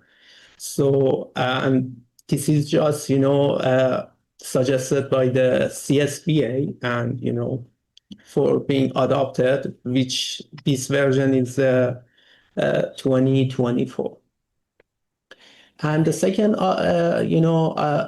document is the exhibit E1 to the employee use of the technology. So this one, is more, related to the district because based of, the culture and the need we have, we add items to this part. And let's see now. So, for example, is focusing on the ethical of use the AI by the employee or prohibit them to share any information related to the a student with the AI and etc. The next one is the policy, artificial intelligence policy that, that was a missing piece in our district. And this is the base, that we can use, for the future, build more on it. That, it's talking about the students, they can use the AI, to personal learning. Also, their parents, they can, supervise them. Or it's talking about the AI can be used in our district, but it cannot replace the teacher. So still, the learning plan has to, be created by the teacher, but they can use the AI as the tools. The next items is a student use of the technology, which this one is directly suggested by the CSBA, and the previous one is for the 2023. And this one again is bringing the AI to the policy and the responsibility of the student. They need to take, if there is an approval, AI they need to use.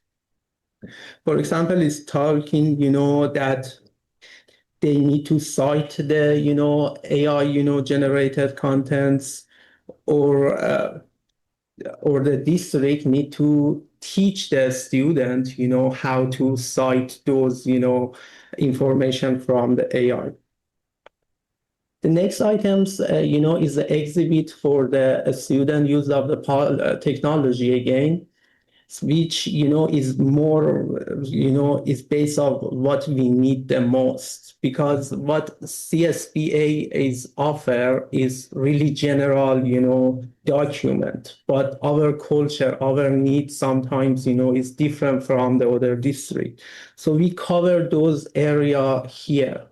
For example, the AI policy that, is prohibit sharing personal, by the student. They cannot share their information or their, like other student with the AI, or responsible use of social media and AI use. They cannot, like take a picture of the other student, put it in the AI, generate some contents and upload it, in the social media, and such as, recording for the, other teacher.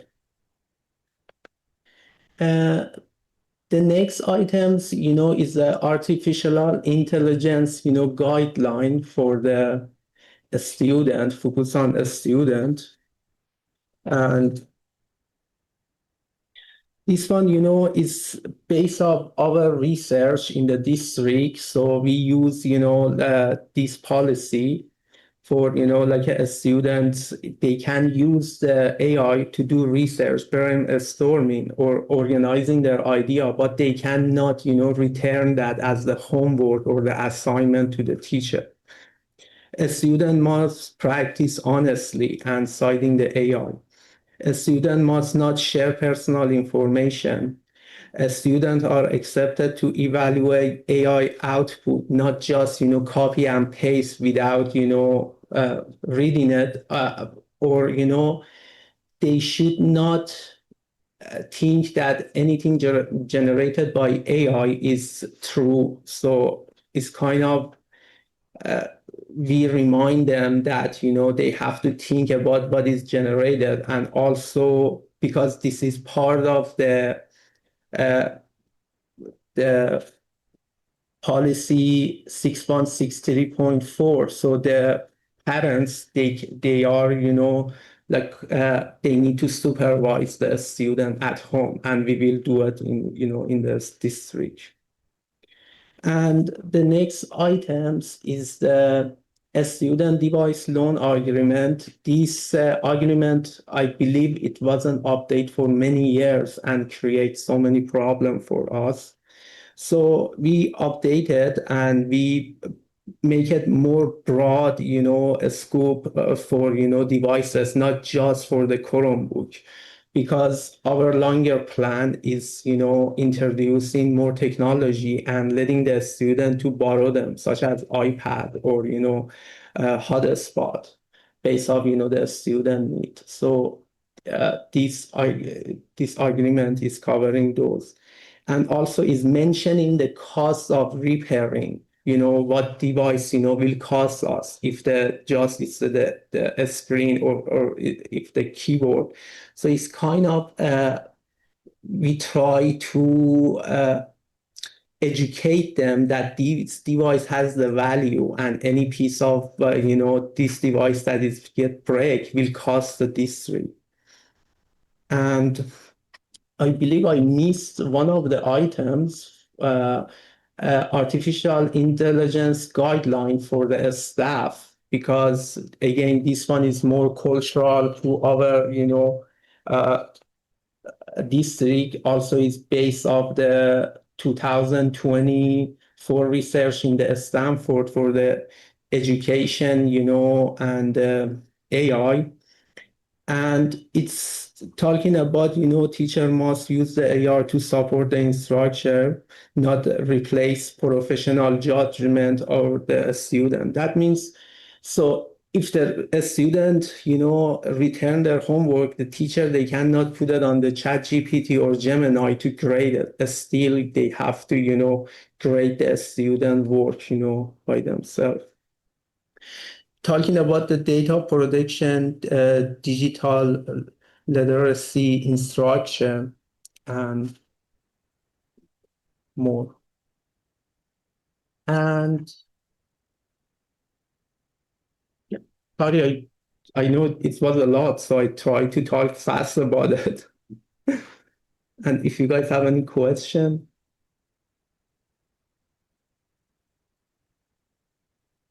I just have a comment. yes. I feel like this is gonna be like something that comes in. I kind of feel like AI is moving so fast that we may have to play catch up later. That's, the AI has pro and cons, honestly. So in 2023, when that policy get approved, so there wasn't that much, like information or anyone using the AI. ChatGPT was super new. But now everyone using it in the daily life. Any device you buy, it has the AI. So it's kind of is as a IT, we think, this is our responsibility to introduce it, having it in place in case of, the teacher decided to use that technology in the classroom, they be able to. Because the reality is this, in the computer science, now in the a job interview, they ask you how to use the AI. They let you to use the AI, to answer those coding problems. So it's kind of necessarily that our student from, young age, they know how to use these tools. Because AI, those platforms is like a computer now. You need to know how to use them. Otherwise, you will be behind.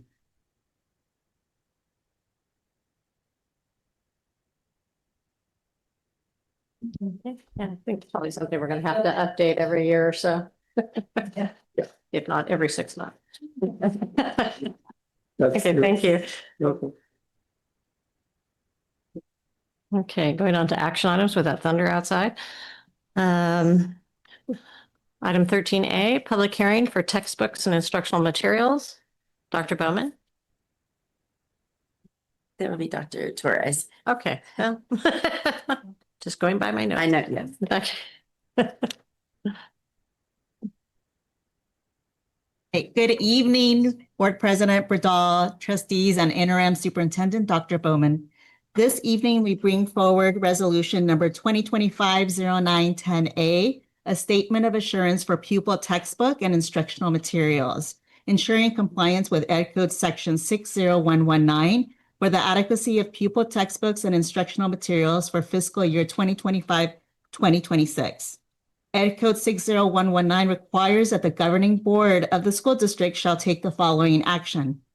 The governing board shall hold a public hearing or hearings and shall make a determination through a resolution as to whether each pupil in each school in the district has or will have prior to the end of the fiscal year sufficient textbooks or instructional materials or both.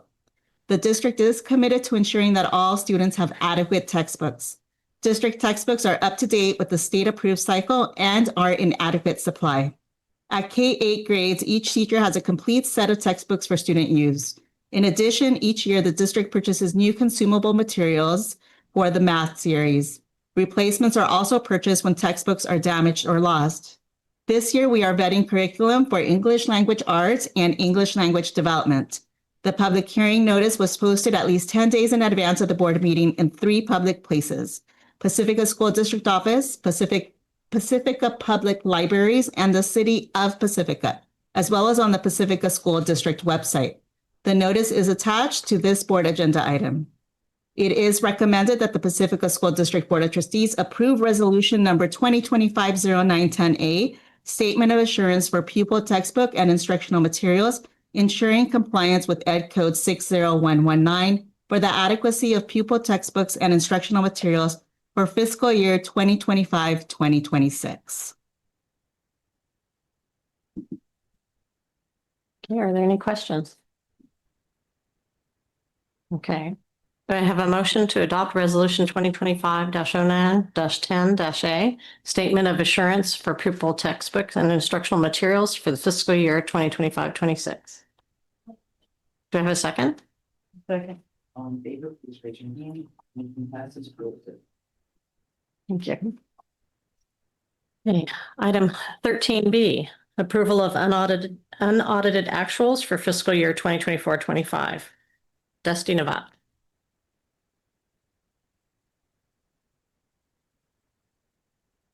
Superintendent Bowman, cabinet, community members. I'm excited to be here again. It's always nice to kind of close that cycle that we've started so long ago with adopted budget and first interim and second interim and now our unaudited actuals. So we call it unaudited actuals because our auditors, our external auditors, will actually be here next week to look at this information that we're presenting tonight and all the backup. There's like 70 items we have to upload into their portal to then determine whether or not they agree with the closing numbers that we have. And so that's why you use the word unaudited. It's a very technical, but basically it's our financial report. So you guys all know this, but as a reminder, unaudited or the financial reports for 24-25, we started this way back in March, April, May of 24. You adopted a budget. We came to you in December with the first interim update, came back in March with another update. At adopted budget in June, we brought you estimated actuals and the adopted budget for next year. And then now we're closing that cycle to be able to bring you this document. It takes that 6 to 8 weeks from June 30th to the end of August to do all the things that we have to do because we want to make sure that we recognize all the revenue that is associated with the 24-25 school year, that we recognize all the expenses that are also associated with that 24-25 school year. So we're recognizing what it costs to educate the students and what financial support that we had. We don't get all of our revenue. We don't get all the money actually by June 30th. We don't pay all our bills by June 30th. And so we go through this process of making sure that we still account for them in the right particular spot. So the revenue, the expenses, it will give us an ending balance for this year, which will then give us a new beginning balance for our adopted budget that was, and I'll do some comparison for you as well. So general fund summary, as you remember, general fund is split into two major components. We have our unrestricted side, that is student attendance, our interest, the costs of whatever is associated with that. We also have restricted resources or restricted grants and programs. And so we have to keep those separate. And so the restricted general fund has their own set of numbers. We have our unrestricted set of numbers, and then we have a grand total, which is into our general fund, which is our main checking account, if you will. So our beginning balance remains the same as it has been all of this time. Our revenue came in unrestricted about 32 million. That's primarily from student attendance dollars that are coming in. Expenses, 26.4. We do then have the requirement of supporting the maintenance of our facilities, as well as the underfunding of special education, which is that 8.5 number that you see as a minus and a plus to both sides, ending with a deficit of almost $3 million, and then an ending balance of about 941. I'll do a comparison to estimated actuals in just a minute, but if I were to add our Fund 17, which is where we're getting our 3%, we're at about 1.8, just over our required 3% of 1.3. On our restricted side, we start with about $4 million. We get about $8 million in that. That is special education, our federal grants, Title I, II, III, IV, our state grants, Prop 28,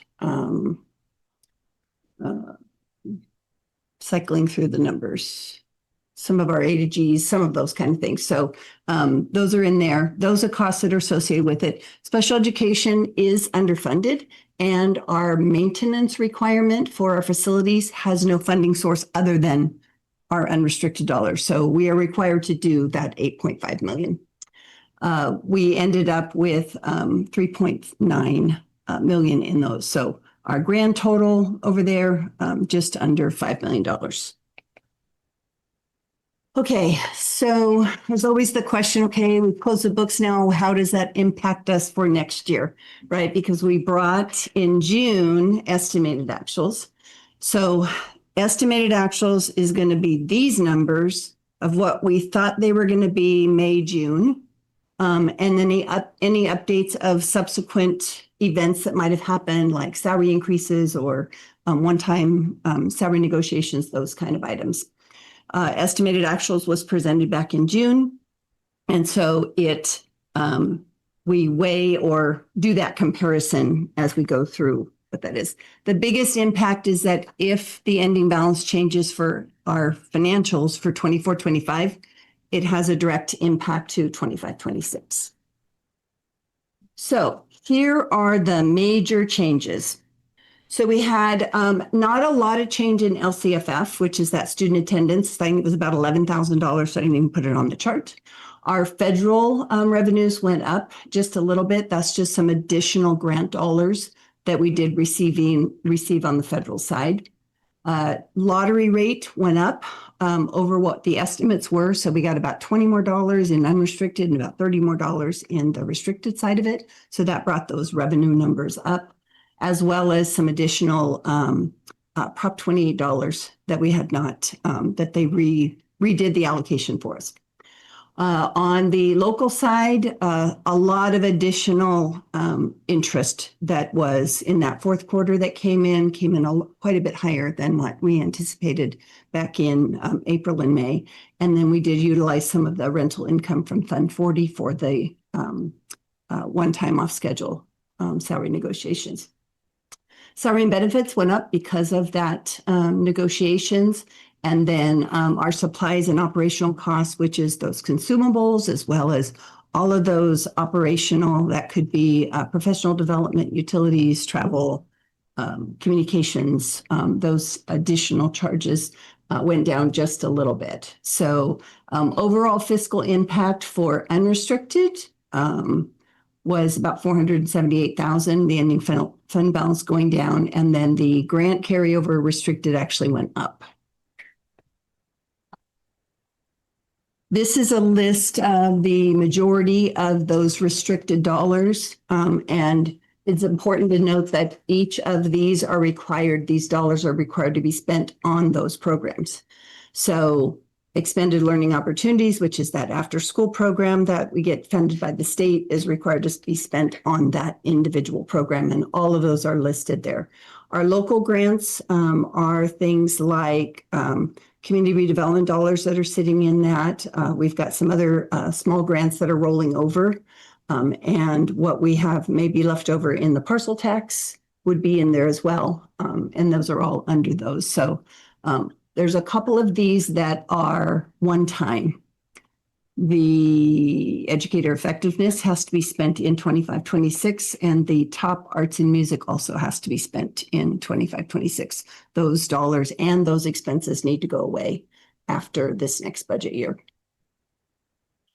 So this is a comparison of unaudited actuals, adopted budget, so that multi-year. So as you know, when we present the budget numbers, we always give you the current year and then those next two subsequent years as is required by law.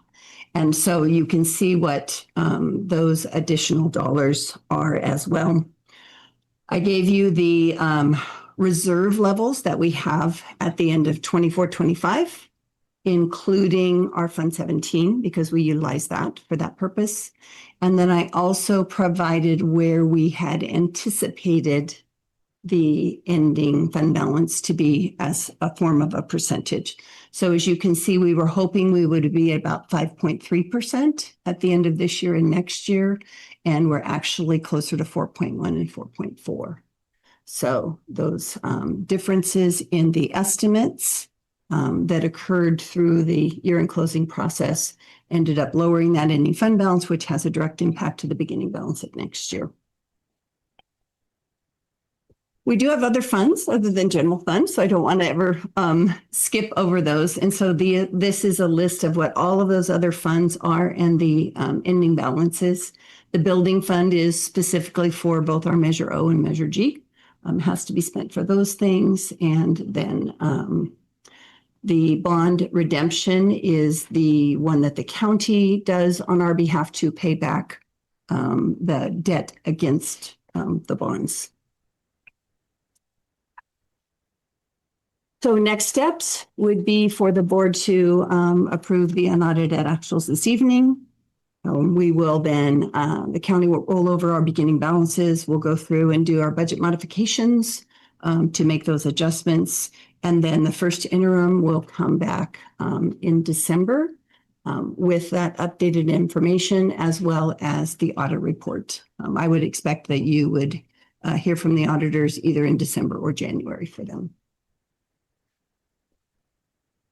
Questions?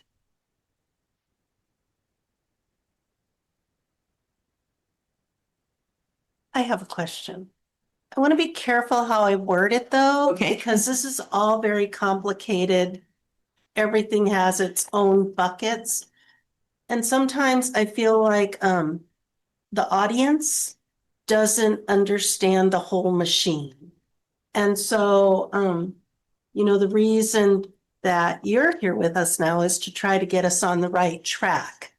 Not to totally, have a lot of money, because that won't probably happen this year, but so that we don't keep going down, down, down. So in a way, I feel that that was accomplished, that we're not going down because we took action and did something.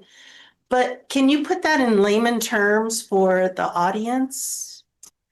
So it's always very important to monitor the budget on an ongoing basis. So I was always taught the budget is the educational plan converted to dollars, right? It's that interpretation of decide what you want to do as a board, as a superintendent, as a district, as a school site, and then let's analyze the cost of that, make those allocations, and then stay within that plan. Plans will change. We have 52 less students on my LCFF calculator that I quickly calculated very quickly as Martha was presenting that. And so that will affect a change, right? We'll have a few more expenses that can go down, but not a lot, because the only thing we get to save is consumables. We won't buy quite as many pencils or quite as many papers, but we still have all of the salary costs and all of those kind of things. And so budget monitoring is super important to be able to do that. We focus on unrestricted because that is directly related to the student attendance and what we have a lot of control over for the most part. The restricted dollars have to be spent on those specific restricted programs. We did a budget at 94% ADA. I did a quick calculation. If we can have the kids come 95.9%, we will make up the 191,000 of the less kids that we have. So there's our goal, and there's our bright side, right? I budgeted 94. If we can get the kids coming to school 95% of the time, or not being absent 6% of the time, and only being absent 3.6% of the time, then we can make up those dollars. And there are ways to be able to do that. And they'll learn and have better test scores, because we just saw that report. Right. That's right. Kids, when they're not in school, they're going to learn. So doing things like educating and making sure that parents understand that we do get funding. The student comes any portion of the day. So they need to go to the dentist at 10, bring them back after. Bring them to school, take them to the dentist, bring them back, or bring them back after and check them in through the office so that we can check them in that they came into school. If we can account for them, they learn for what time they are here, and we have the benefit of being able to be paid to be able to do that education. I feel like what you said too, some parents may not know, is if they have an appointment, instead of keeping them home all day, let them come to school, go pick them up, right? Take them back. Yeah. And I always use my daughter as an example that says, when you don't take Loon to school, the district loses $125. Did you know that? She goes, oh my gosh, Mom, I didn't know that. And so now she picks them up or calls Mom and says, he's got an ortho appointment at 10. Can you come get them and then take them back to school? And grandkids are not happy. They don't get to stay with grandma or papa, but they go back to school because they learn, right? And the district gets $125, which is happy for me. So.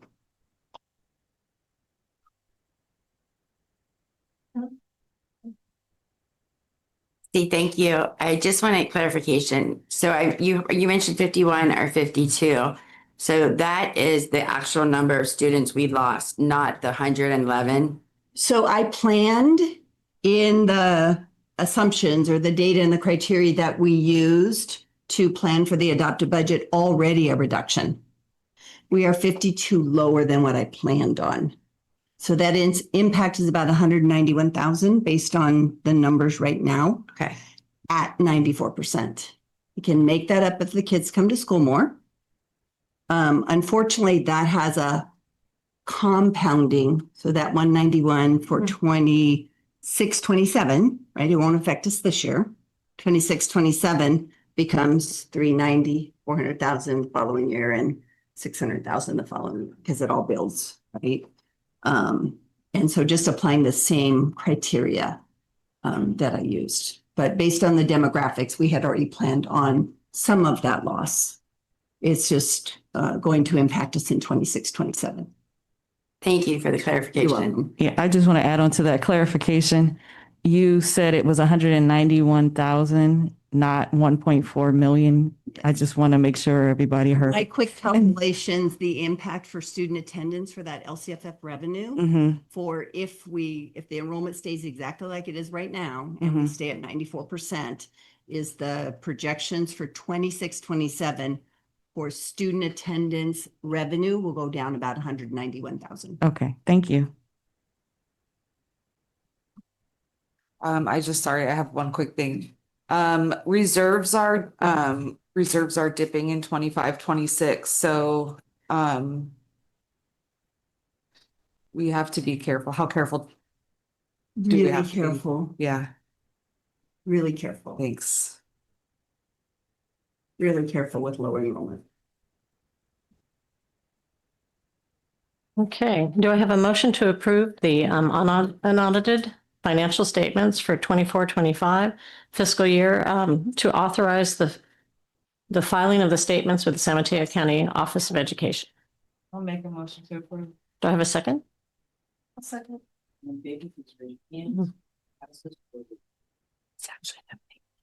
It's the thing, yeah.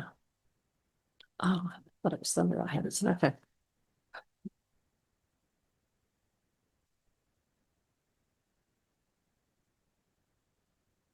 Okay. Item C. The awarding of general contractor contract for workforce housing. I have many public speakers. So start with the top of the pile. Harvey McKeon.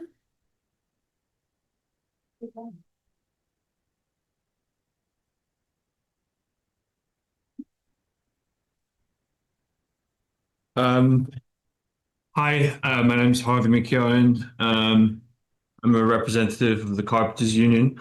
I wanted to really thank the board for their engagement on this project so far and for not rushing into this important decision. I want to emphasize that there's legal reasons here for a finding that the apparent load is not a responsible contractor pursuant to state law, whether it's the documented performance issues or the labor compliance issues we've raised. They could exhibit irresponsibility. And as the meeting materials state, if that is the case, the board can proceed to award to the second low. But this isn't the only option the board has. Tonight, you can, obviously move to a rebid or take more time to decide and consider the issues. And if you choose very reasonably to table this tonight, I invite the board in the interim to meet and hear from workers we know are willing to come forward and provide testimony to you about their experience on a mid-state job. These worker voices are important, but sadly they couldn't be here tonight as they had to work. But they would be available to meet with you at another time that's convenient for them and for you. So once again, I want to thank you for your engagement, for not rushing into this important decision, and for considering the needs of the local workforce in the decision you take tonight and later down the line, potentially. Thank you. Okay, Roger Nelson.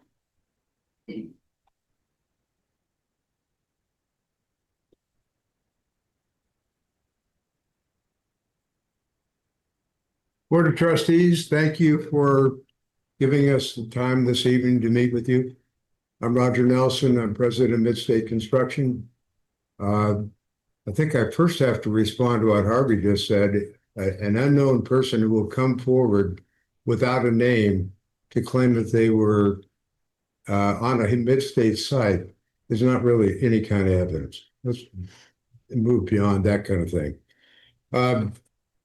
I'm here tonight with 8 of my coworkers. The Carpenters Union has worked very hard to get this job, even though they were $6 million. The next bidder was $6 million higher. And they've leveled a lot of sort of broadsides at us. I feel that if we use this time so that each of us can come forward and tell you a little bit about who we are, it gives you a better chance of making a decision, an important decision monetarily. At the end of the evening, we're going to ask that you award the workforce housing to us. This is a laudable path that you've been on, and I understand it's been over a 10-year program. I understand how hard that is to bring projects to life, particularly through a pandemic. And we were interested in this project. All of us have teachers in our family. Having an affordable teacher and staff housing facility in a neighborhood like this is what originally drew us to being interested in bidding it. So in this long path, you now have a contractor who's done a lot of workforce housing units. We're financially capable. We have an excellent record.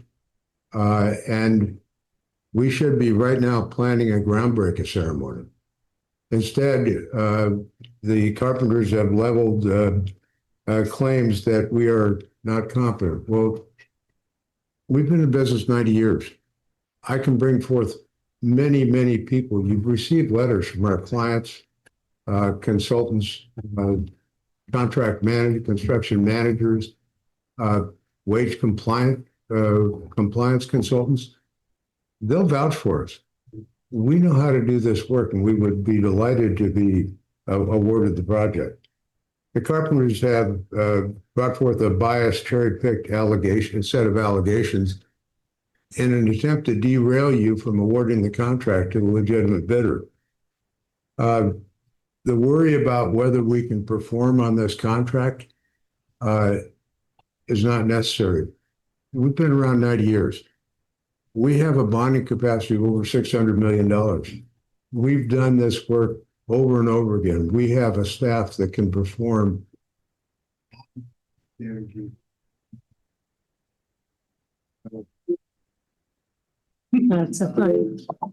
the end of the time.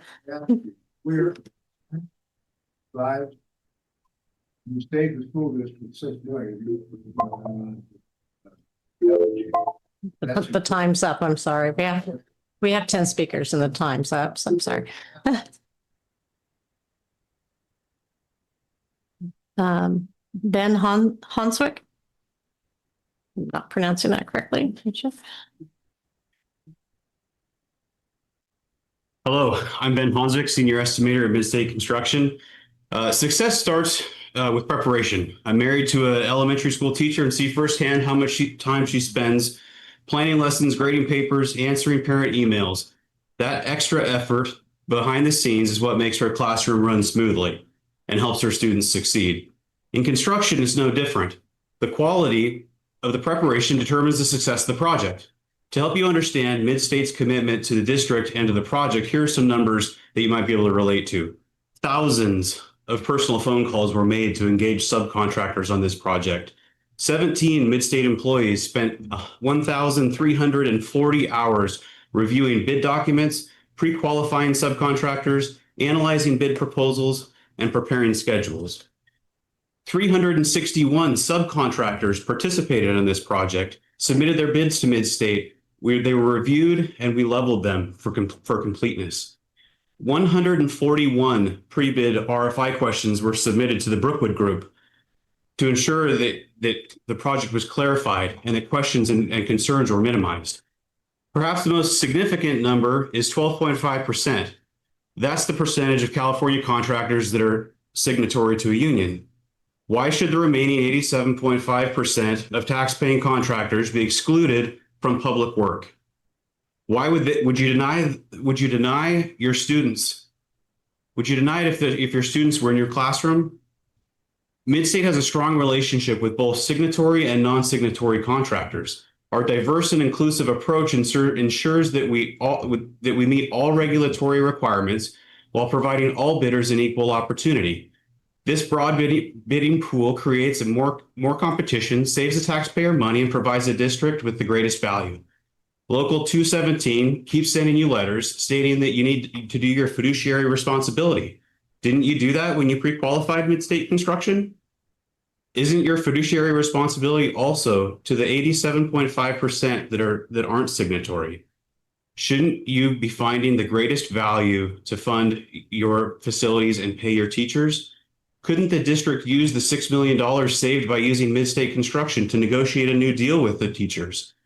Our estimate isn't just a number. It represents thousands of hours of study and preparation. We passed the final exam. We have the highest grade in the class. We are the pre-qualified, low responsive bidder. Will you award us the project, or will you deny us a passing grade because of fear, bias, prejudice, or just plain old peer pressure? We are confident in our price. We know the work, we understand the challenges, and we're ready to deliver for the district and for the taxpayer.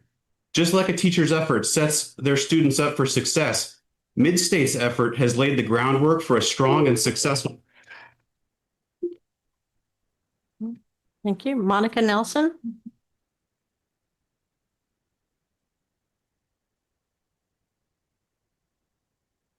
There was a statement made tonight about the recall and how it didn't feel right, that something was projected or said that wasn't accurate. And that's how Midstate's feeling right now. We are a great contractor. We do what we say. We work hard. We're here because we want to be. We work because we love what we do. So allegations or comments made derogatory, they are not true and they're not appropriate. So I've been with Midstate 29 years. It's the third general contractor I've worked for. Midstate is so invested in their coworkers, their clients, their consultants, their subcontractors. And our tenure is phenomenal. We have more than 10 coworkers that have been with Midstate, currently with Midstate, for more than 20 plus years. I'm 29, and there's quite a few that you're going to hear tonight. So this is phenomenal to have that kind of strength, professionalism, continuity, and it's proof of why Midstate has been so successful for 90 years. We're not just builders, we're professionals. We're proud of our performance. We like what we do. And we're community-rooted individuals who have spent decades contributing and enhancing Northern California with integrity and precision. And Midstate was signatory, as you've heard. I grew up in a Teamsters family. We have lots of teachers with our spouses in our company. And the decision tonight on the selection of the general contractor should not be based on signatory status or signatory favoritism.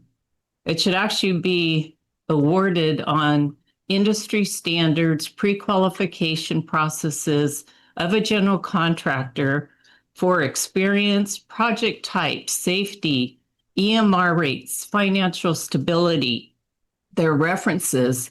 And then when they submit their proposal, so awarding to the low responsible qualified bidder.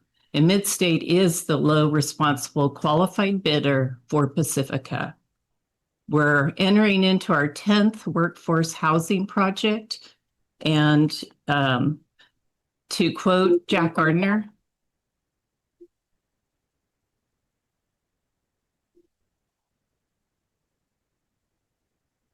Okay. Mikhail McChristian.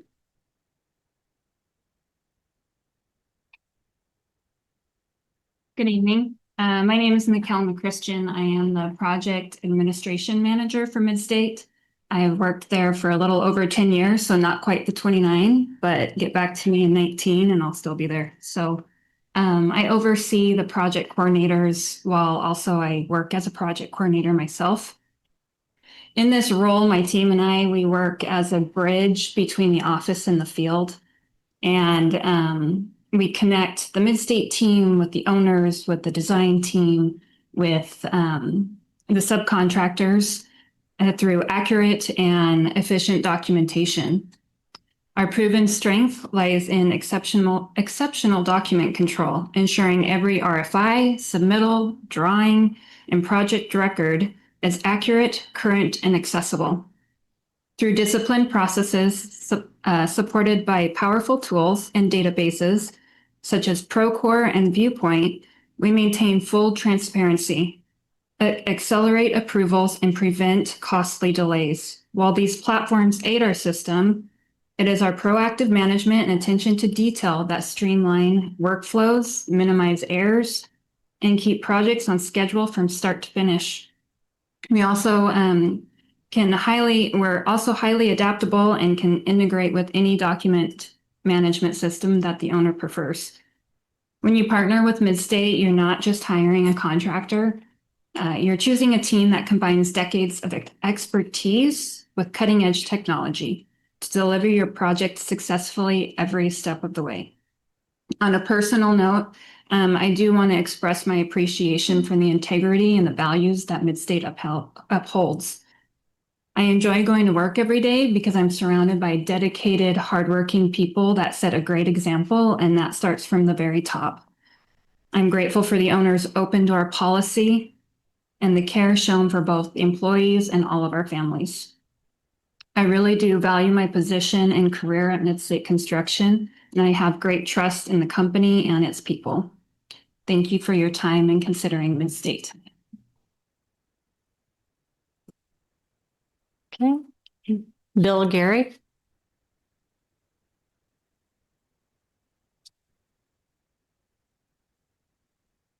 Good evening. Thanks for the opportunity to speak for Midstate Construction. My name is Bill Gary. I am a superintendent for Midstate Construction. Though it was decades ago, I'm also a graduate of the Carpenters Union Local 470 apprenticeship program and was a union carpenter for 11 years. I've been part of the construction trade for 41 years. Projects I've completed recently is a large 119 unit project that finished under budget and on time. I just completed a 50 unit affordable housing project, which completed on budget and on time. And I'm currently working on a 70 unit affordable housing project that is on schedule right now currently, and I will finish it on time. Tonight, I've been asked to discuss one of the Carpenters Union's talking points, project safety. And Midstate safety starts with our Midstate safety team. Midstate's full-time safety consultant, a full-time safety coordinator, and a project superintendent make up that initial safety team. And we do specific project safety. It is the task of that team to recognize specific safety concerns, new OSHA requirements, and to coach, teach, and mentor all of our employees to all Cal OSHA and Midstate safety rules. Midstate also empowers its employees and subcontractors in the see something, say something culture. We encourage them to look out for each other and to bring safety concerns forward immediately. In addition to that, once the project starts, Midstate has weekly foreman's meetings, which coordination is discussed along with safety items. These are site-specific safety items because every site is a little bit different. We consider every part of the safety of the project in these meetings, and they're discussed daily. The union wants to claim Midstate does not care about workers or worker safety. That's a blatant false statement. And nobody likes blatant false statements. Midstate, as a non-union contractor, is what stands between a $47 million project and a $53 million project. Having qualified and experienced non-union contractors bidding on these projects keeps everybody's pencil sharper for more competitive pricing. Midstate will be celebrating, as you heard, 90 years this month. The current owner of Midstate, Roger, who you met earlier, has owned the company for over 45 years. He's highly respected and well-known in the building community.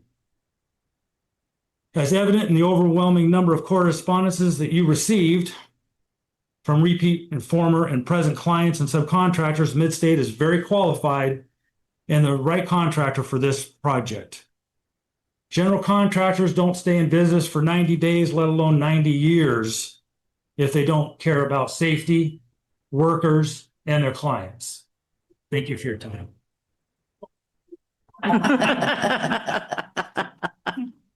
Not bad. Benet Varela?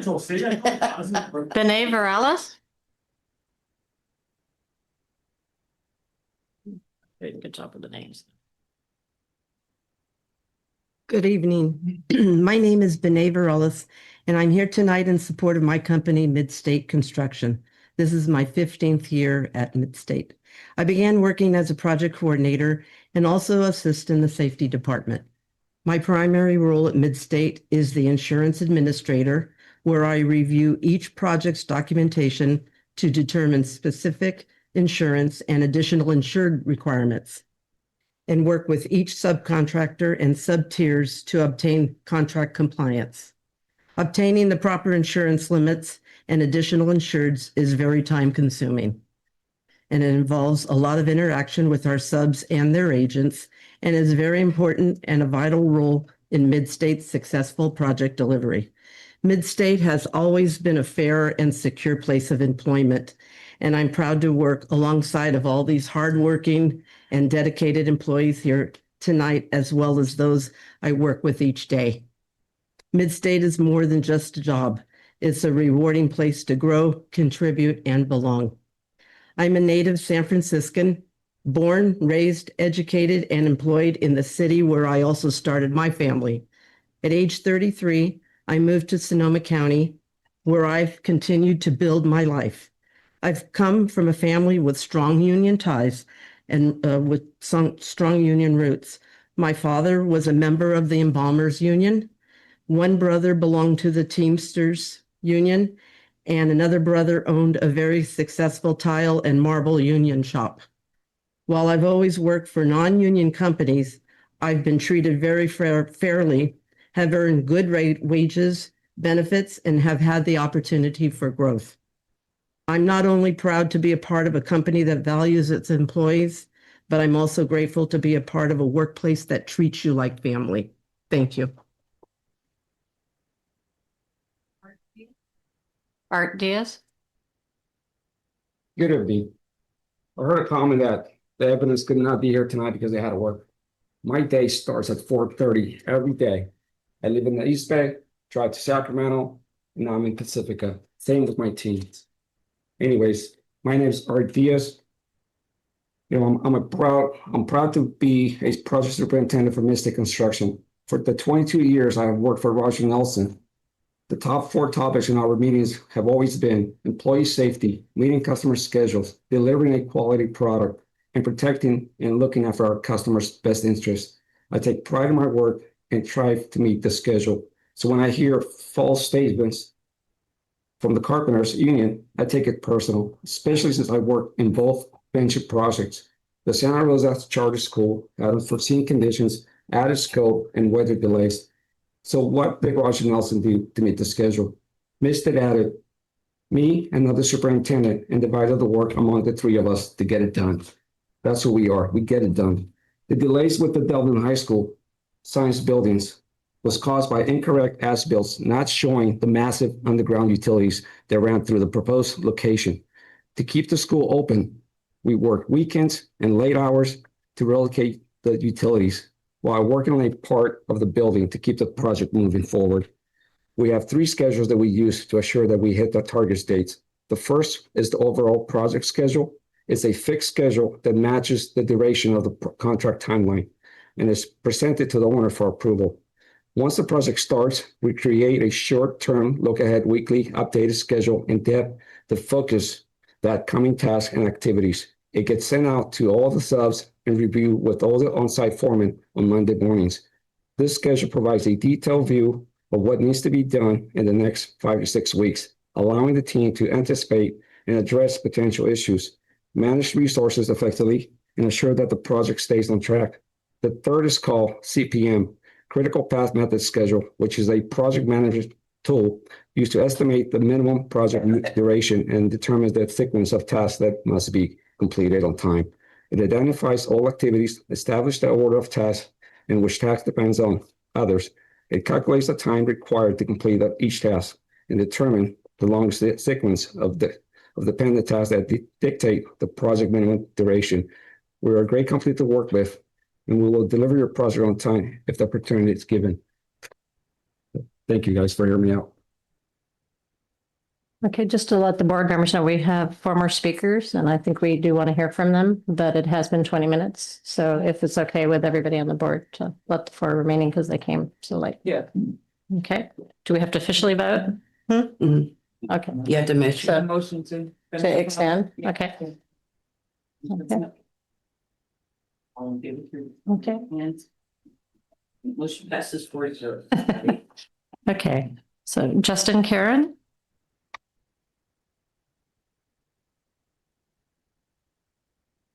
Good evening, board members.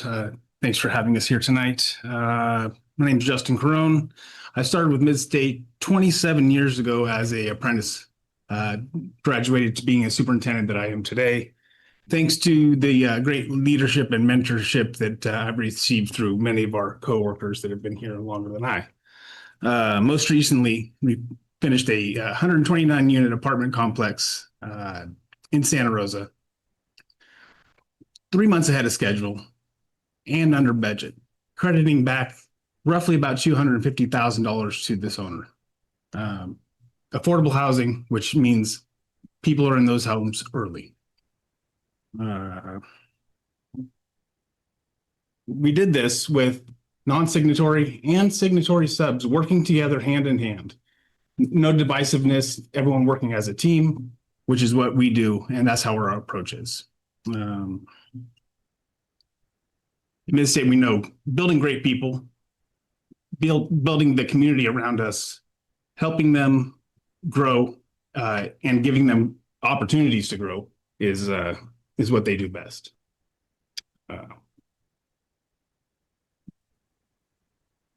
For training, we do North Bay Construction Court, which is we reach out to local high schools, visit those high schools, go to their shops, do instructions on the weekends and at nights to bring those individuals into the trades, pushing higher education for everybody, giving them an opportunity to get into a trade, or at least try one out and see if that's the path for them.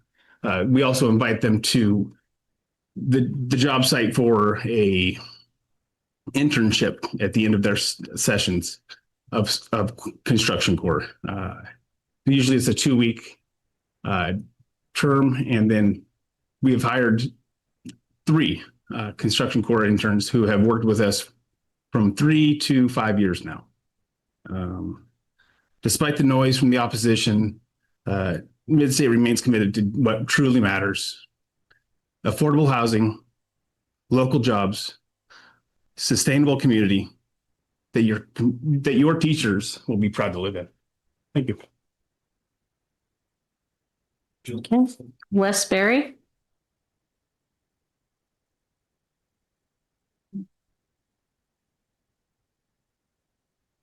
Madam Superintendent, members of the Board of Trustees, thank you. Good evening, and I appreciate the opportunity to speak on behalf of Mid-State Construction and the award of the Pacifica Workforce Housing Project. My name is Wes Berry. I've been a member of the team at Mid-State Construction for over 28 years, where I'm currently the Vice President of Project Management. As you may have noticed, the team here at Mid-State is passionate, enthusiastic when it comes to our commitment for our organization and our work product. When statements are made publicly that paint an inaccurate and disparaging image of our organization, we can't stand by quietly. And that is why you see many of us here to defend our shield and to defend the competitive bid market in the state of California. but we'll get back to that. Midstate Construction is committed to schedule, quality, and community. Community, something that we've been hearing a lot about today. In fact, it's one of the tenets of your system profile, effective two-way community between family and staff relationships. In my years at Midstate Construction, I have seen the completion of hundreds of projects, but it's our affordable housing projects. And whether the flavor is veterans housing or senior housing or assisted living or interim housing for those that are homeless, when we complete an affordable housing project, we not only provide homes, but we provide community. Each ribbon cutting ceremony that we attend is just a example of the community that we're able to build. One of the vital pillars of any community is stability. Once construction is completed and residents move in, Midstate supports the stability of each of our projects and each of those communities through prompt and complete response to warranty and callback issues. Our commitment to that stability extends beyond the contractual limits of a 1 or 2 year warranty. With 90 years of history, our projects are provided with manpower and coworkers who are willing to provide stability to the residents within the communities they live. The representatives of the Midstate team here tonight are here not only to defend our organization, but we are also here to defend the competitive bid market in California. After being pre-qualified by the district to bid the Pacifica Workforce Housing Project, Midstate submitted our bid and was determined to be the lowest responsible bidder. Then all of a sudden, the cries of injustice were released by a few who were not satisfied by that outcome. In the same tactic used by my adolescent teenagers, when a decision was made that they disagreed with, they started throwing a temper tantrum, distorting and twisting truths, which you've been subject to. You're hearing the bellowing and bluster from a bunch of spoiled kids. These kids did not get their way.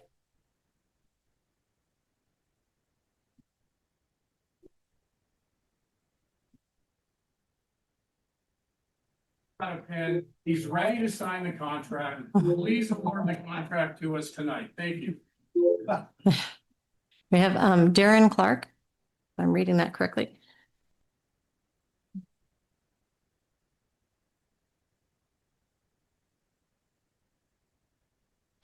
My name is Darren Clark. I'm a Carpenters Local 217, San Mateo County. I spoke here last August, and I'm here to reiterate what I spoke then. This workforce housing project is critically important, not just because it provides needed housing, but because it can set a high standard for construction in our community. This means hiring contractors who pay prevailing wages, hire locally, uses apprentices, and provides health care to workers. But I want to raise a serious red flag. MedState's bid is suspiciously low compared to the second lowest bidder. That doesn't just raise eyebrows, it raises serious questions. Has the bid price been calculated correctly? And if so, is Midstate attempting to avoid paying prevailing wages to cut costs? This concern isn't hypothetical. It's reinforced by recent civil wage and penalty assessments issued against Midstate Construction and their subcontractor, TMC General Construction, where over $2 million in unpaid wages and penalties were assessed for prevailing wage violations. That is not a clerical mistake. That is wage theft. Alongside documented performance issues, the severity of this recent CWPA raises real concerns about whether Midstate is a responsible bidder under California law. Can this truly be trusted to deliver a project while protecting workers and taxpayers? This board has a responsibility to ensure accountability. Projects like this must be built by contractors who pay area standard wages, use certified apprentices, and provide health care, not by low-road contractors who misclassify workers, commit wage violations, and put public funds at risk. Let's also not forget, local hire provisions mean paychecks stay in this community. Apprenticeship opens the doors to lifelong careers for local youth, and healthcare keeps workers and their families safe without burdening our hospitals and taxpayers. Thank you very much.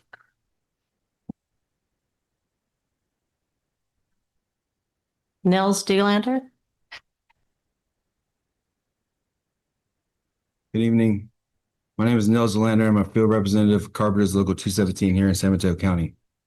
I'm here tonight because the project, the Pacifica Teacher Housing, is important. It's about supporting educators, building community, and doing things right the way. That's why we are concerned about the bid submitted by Midstate Construction. The past performances issues are documented, and the recent CWPA only adds to the uncertainty. It makes us on alert whether the bid was put together responsibly and whether it means standards required by state law. What's especially alarming is a $6 million gap between Midstate's subcontract list and that of Robert Abiyashi, a responsible contractor known for competitive, responsible bidding. When prevailing wage is required across the board, how can such a large difference make any sense? With this large difference, we believe Midstate may not be abiding by the state prevailing wage. So this is about making public projects are built by contractors who respect workers and follow the law. You can bring the whole company out here and say how responsible you are, but when you don't pay carpenter living wages on all jobs, how responsible is that? Thank you for your time and for taking these concerns seriously. Okay, thank you. Now we'll go on with the presentation by Dr. Ladd and Brookwood Group.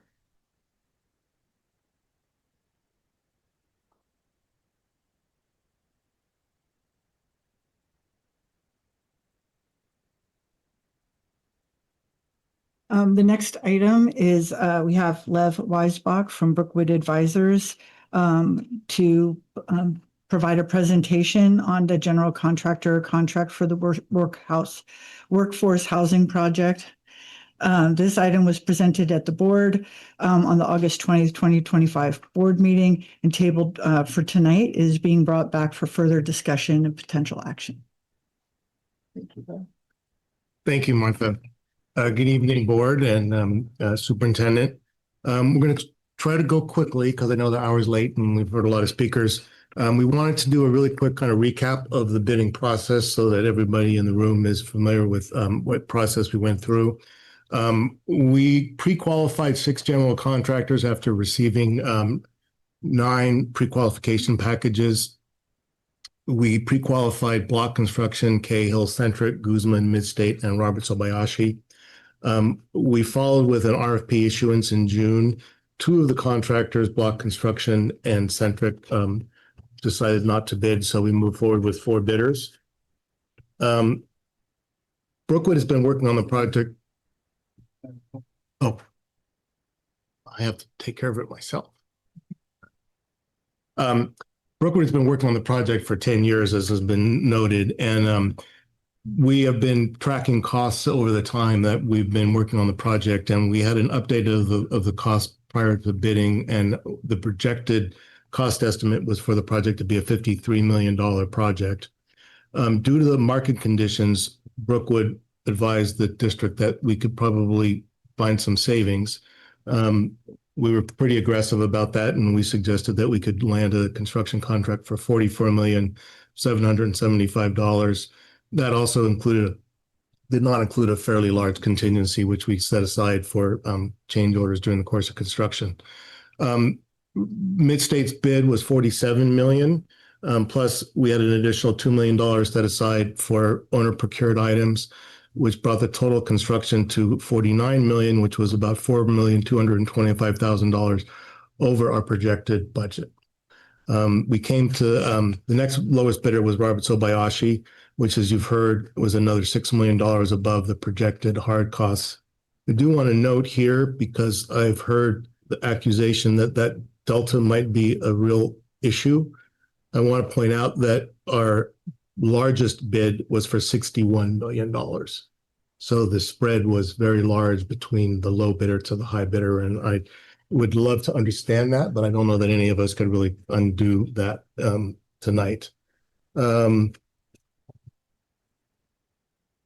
The next slide is basically a breakdown of the information that we received from the contractors, and this shows across the board general conditions. And the board might not know what general conditions are, but imagine that you're running a company, you have staff, you have equipment that you have to rent, you have facilities that you set up. It's all these things that sort of they bring to the job to make sure that they can do what they're going to do, including quite a bit of their supervision and labor costs. Bond and insurance, I think, are pretty straightforward. All of the contractors, to some level, self-perform some work. So some of them had a fairly large amount of self-perform work, and others, it was all mostly subcontractor work. With Midstate, most of their work is subcontracted work, with a very small amount being self-performed work. And then you see the last is the overhead and profit, which are generally, fairly consistent across the board as a relationship of the total cost. As was noted, we pre-qualified Midstate. We pre-qualified all of the contractors that we had to bid. We reviewed financial statements. We reviewed the health of the companies. We reviewed references. We reviewed project history. And we did not get any sort of negative input from anybody regarding Midstate. So they were pre-qualified based on all of the work that we did prior to issuing the RFP. Shortly after we received, the RFP was in process and companies were bidding on it. We received, I think the district actually received a letter from Union Local 217 and requested that the district investigate further the allegations made by Local 217.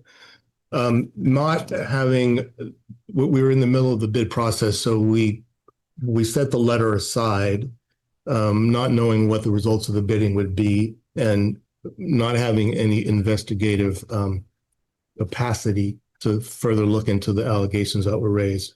So we set the letter aside. And the letter did contain the following allegations: that Midstate had significant project delays, high change order rates, and wage disputes.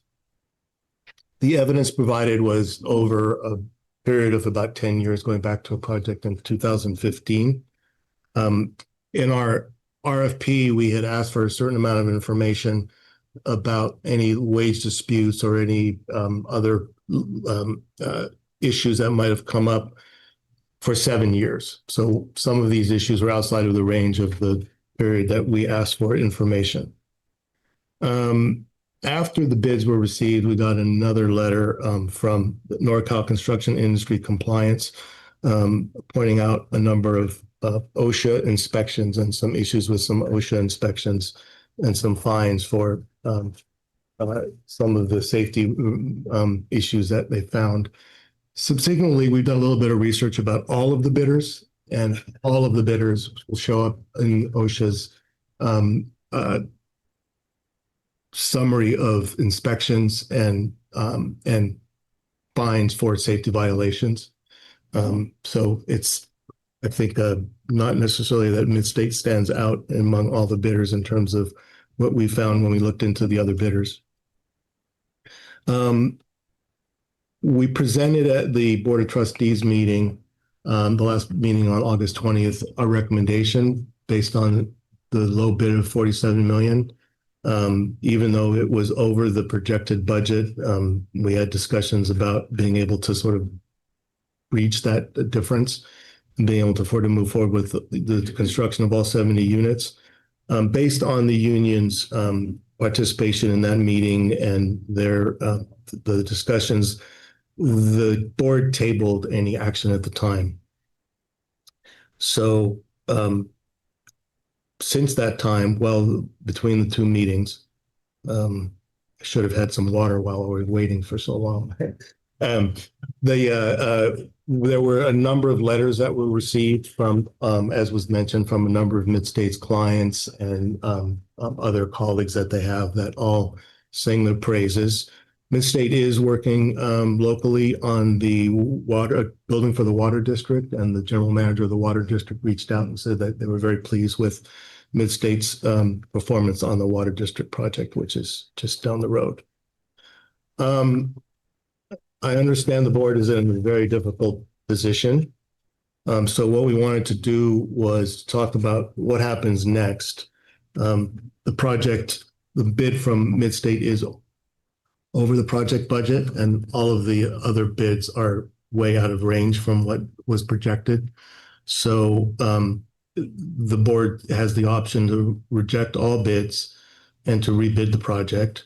We've outlined that there are a couple of different options, which were also discussed prior to the issuance of the original RFP, which is to hard bid the project again, but this time hard bidding it with alternate phasing options with a reduced unit count, or try to procure the project using a lease-back method. The lease-back method might provide some opportunity for a little bit more constructability review and reducing potential change order rates over the path of the project. And there's some important notes at the bottom of this slide. However,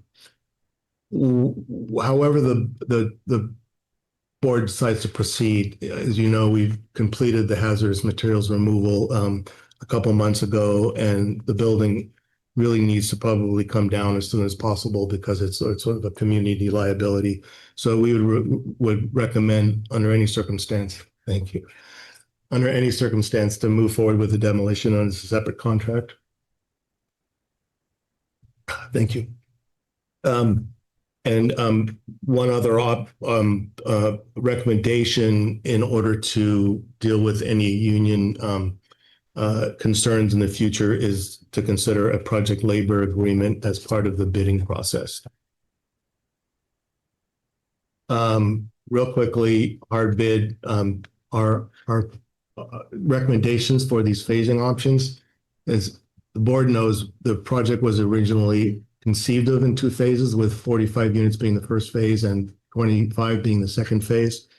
And we voted back in December to move forward with all 70 units because of the sort of cost per unit and the economies of scale to do the whole project as a single phase.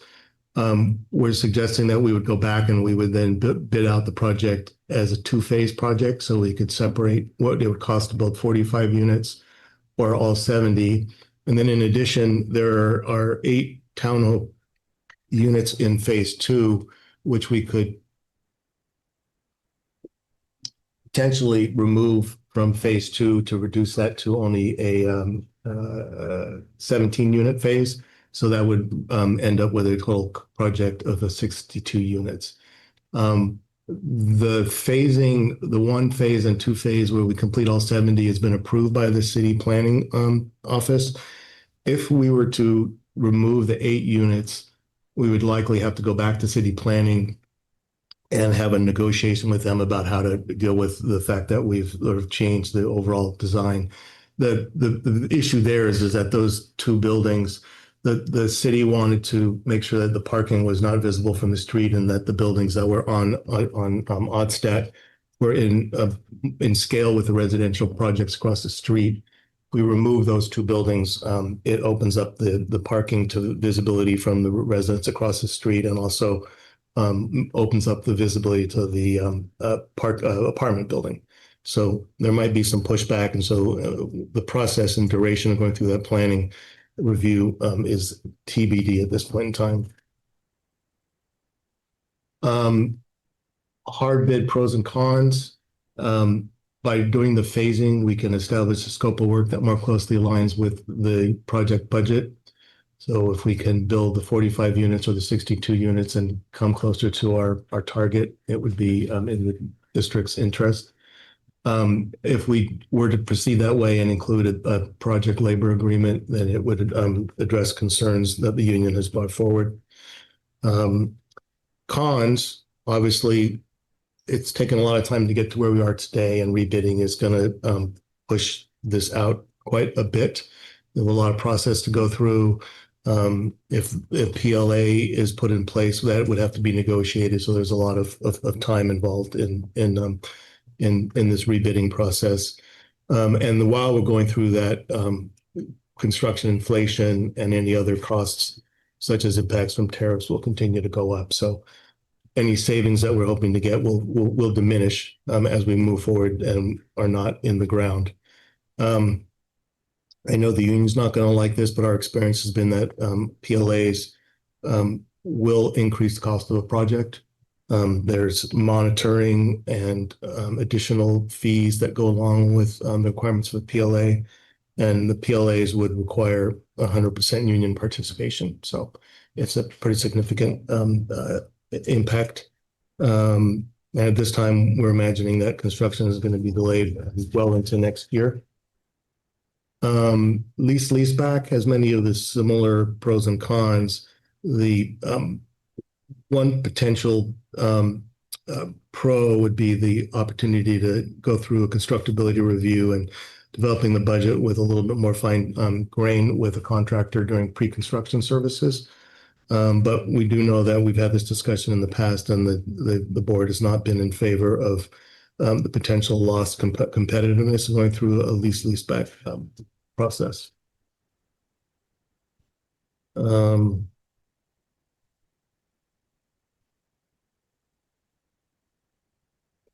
So I think that kind of catches all the things that we wanted to go over. Final comment would be that if we were to parcel out the project and want to do phase one, and we've talked about before, there might be some opportunities in phase two to try to finance the project in a little bit more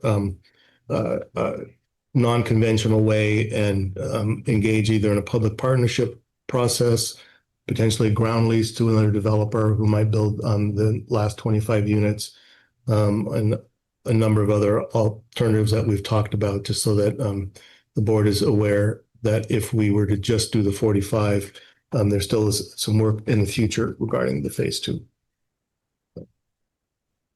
With that, is there any questions?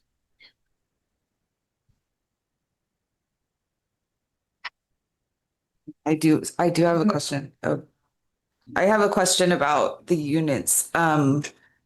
If there are unoccupied units, what happens? Well, that's been brought up as an issue before, and how that would impact revenue from the apartment rentals. And I know I thought that we've discussed that at a past meeting, that the state is in the process of passing a new statute this year where an adjacent school district or public employees of the area, if you have vacancies, will be eligible. In the past, it was only to the district employees, but the state has recognized this as an issue, and there's I believe it's passed the assembly and is waiting for action on the Senate. So we don't see that as an ongoing issue, and we're 2 years out from having occupancy. And this, if it doesn't get settled this year, it's likely to get settled before occupancy. It actually passed the Senate last week. It did. Okay. It passed the Senate last week, and it's gone back for review to the Assembly and then to the governor's desk. So Great. it's passed the Assembly and it's passed the Senate. So it's not signed yet, but fingers crossed. So there should be no empty units the way it's written. Okay. Trying to pull my thoughts together. This is a difficult thing. I have to say that when it comes to labor unions, I definitely listen. And then I see Mid-State brought out the big guns. They brought the women employees. So that's saying something to me as well. However, I read and I listen. And where I am right now as a board member, I want to save that $6 million. I do. But I also see a civil wage penalty assessment. And I'll point out that Mid-State is the prime contract or primary contractor, and it was the subcontractor that got the penalty. So I'm paying attention. So where I am right now to you guys is, I think rebidding is too much. And I have a suggestion. I'm not, if you force me to vote tonight, I'll vote. That's where I am. Might not be the vote that everyone wants. However, I see, is it Local 217? I see that you guys, at some point, you all had to work together. I feel like my suggestion is that Mid-State and 217 need to have a conversation. And if, for me personally, if 217 and Mid-State come back in 3 weeks and say, we figured it out, it's gonna work, then we can save $6 million in my book. But if that's not gonna work, I like I said, I feel the passion on both sides, but I can't in good conscience. I just, like, to me, this is so difficult. I can't vote on this. I would prefer not to vote on it, but I know we have to get this ball rolling. So that's where I am. Like, I would like to see them work together and figure it out, because it seems like there's a lot of tension there, but you guys have had to have worked together at some point. Has to be somewhere at some point. So that's where I'm at. Okay, so, Sorry, something I appreciate from this presentation is seeing an option to rebid, like considering we are over budget. So there's just that thought. Yeah, just to reiterate, we can't take the step up and take a second low bidder. I mean, that's not an option. So we would have to rebid. Participation would be, also a question of doing it again. I'm thinking that since, I mean, I want to get it done. It's been my project for 10 years, so every delay, even 3 weeks, drives me crazy. I know it drives me crazy. I'm just But since all of them unfortunately came up above what our budget is, and even if we can scrape things together, I'm sure Dusty back there is probably staring me down, our accountant person, our budget person. So by having if they rebid and separated them, because of course we wanted all 70 and the city wants all 70. But if we bid it out at 45 and at 62 and then the other 25, we could still possibly do a combination of maybe us do the 45 and, like they said, and maybe we can land lease to somebody for the other 25 and still get the 70 in, but we know the amounts we're dealing with. And then our part would be under budget. And if we did the 62 units, if the city approved that, which is better than I'm not getting any of them, we would still, have the housing for the teachers, but save on our budget. But with everything this year, with co-locating the schools and trying to keep our budget in line. Right. Yeah, I'm afraid even the 47, I think it's 49 million with the other costs too. And then I think every project any of us have ever had has change orders, even if it's your own kitchen at home. So that would be added on there possibly too. Yeah. So that's what worries me. But I'd like a chance to see them all rebuilt. But not destroy our budget at the same time. Yeah. Another piece of it, something that came up with a lot of guest speakers, is our fiduciary duty. And considering the difficult year we had last year, I want to make the right decision for the community. So there's that. I mean, also, I don't know. The budget's concerning. So are we deciding to? I'm probably the most conservative one out of these other board members right now, and I don't want to go over budget. I want to be responsible in our budget. We just did an overhaul of our school district last year, and I don't want to go over budget. So I would be very conservative on rebid and looking at a different option. So if we went out for rebid and had those, then it would come back before us to decide what combination thereof at a future date. Is but. Yes. or- Yeah, or Yes. Shep or. Yes. I'm used to looking at Shep. Sorry. He doesn't have a microphone.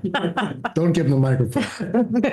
I know, yeah. But I mean, in other words, so that Yeah, would not be yeah. a done deal. We would, Right. we would see what the bids came back at and then see whether our budget could afford the 45 or Right. 70 or 62, or maybe we can find a partner for the other 25 by then. Right. And we'll have to check in with John about, whether we can use our pre-qualification. We already went through, we have to go through another pre-qualification round and, Oh, yeah. and what contractors would be interested in pursuing it, given the potential reduced scope and all that. So if they'd already bid on the 70, is it easier for them at this point to break that up into phase 1, phase 2 bids, or to some degree? But no. Some of their subcontractors might not be available for, this round, and that would, they each have to individually answer that question. Sorry, what, not sorry. Is Measure G, are funds from Measure G starting to They won't come in until December. December? Yeah. December. So. We don't, because we virtually have them to spend, but we don't really have them to spend yet. So what is it we have to decide on, right? Well, listening to everyone worry about the budget. I could make a motion to go out for rebid and to rebid as those sections. And then they had in the putting in the other parameters of. Right, and adding the local, they have to Yeah. hire locally, Yeah. yes. That would be my motion. Would there be a second? I'll second that. In favor, please raise your hand. Motion passes 4. Did I word it correctly? I think so, okay.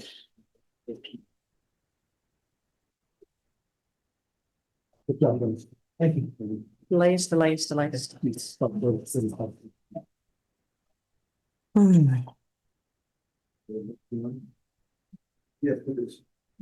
you for coming. Thank you.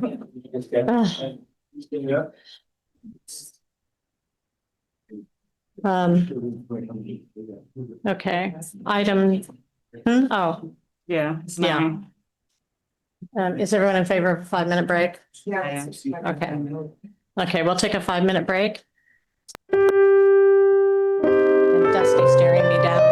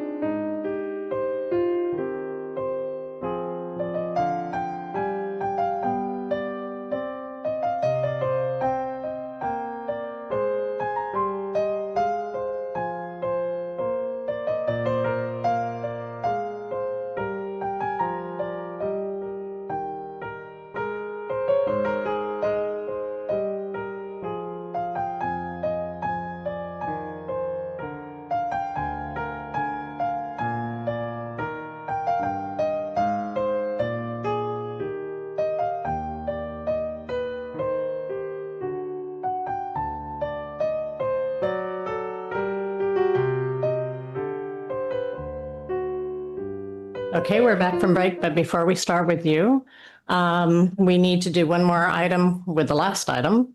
So we voted to go forward with a rebid. We did not officially vote to reject the bids from August. So I will motion to reject the bids from August. Do I have a second?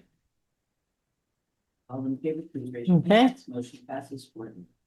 Okay, and then I think the other one stands with the, Yes. with the rebid. Yeah. Okay, all right, and now we have the resolution 2025-09-10-B, adoption of the GAN. Dusty. Main Board of Trustees, Superintendent Bowman, Cabinet, the rest of us that are here. So this is kind of a pro forma thing. Every year you're required, all school districts are required to take with their unaudited, but as a separate item, the GAN limit. So way back in 1988, Paul Gann brought to the voters Proposition 4, and it said, we need to limit the amount of state taxes that we can be raised. And so all the agencies have a limit, an appropriations limit is what they call it. And so there's this calculation within the state documents that goes through. I go through and I look and I go, what's the amount on line 10? And if it's a 0, I bring one budget resolution to you. And if it's a different amount, I bring a different budget resolution. We are not required to adjust our GAN limit. You are required simply to adopt the board resolution that we have brought forward to you. And then I'll send it to the county and we'll be all done. Any questions? Okay, no questions? Do I have a motion to adopt resolution 2025-09-10-B? The GAN limit? Oh, motion. Do I have a second?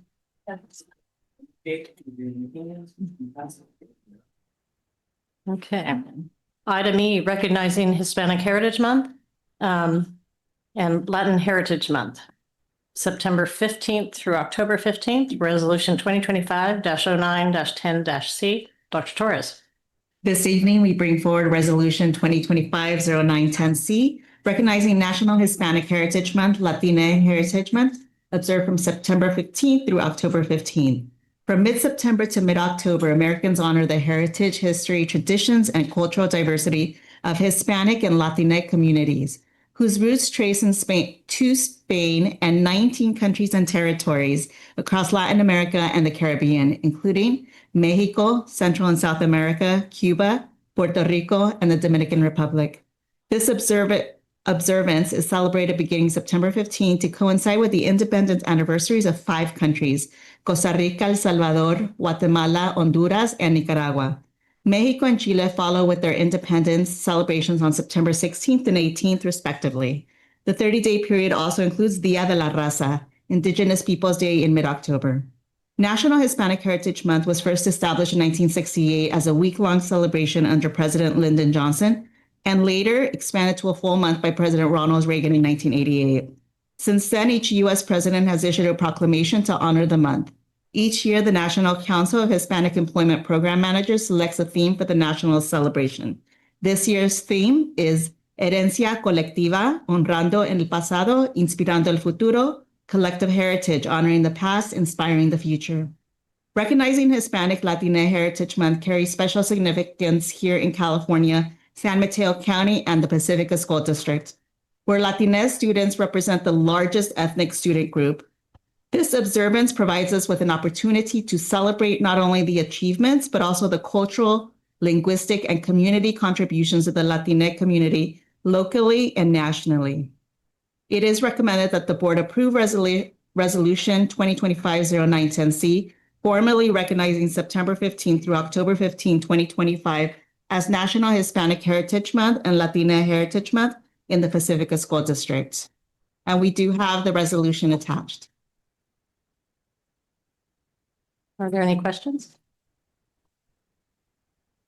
Do I have a motion to adopt resolution 2025-09-10-C?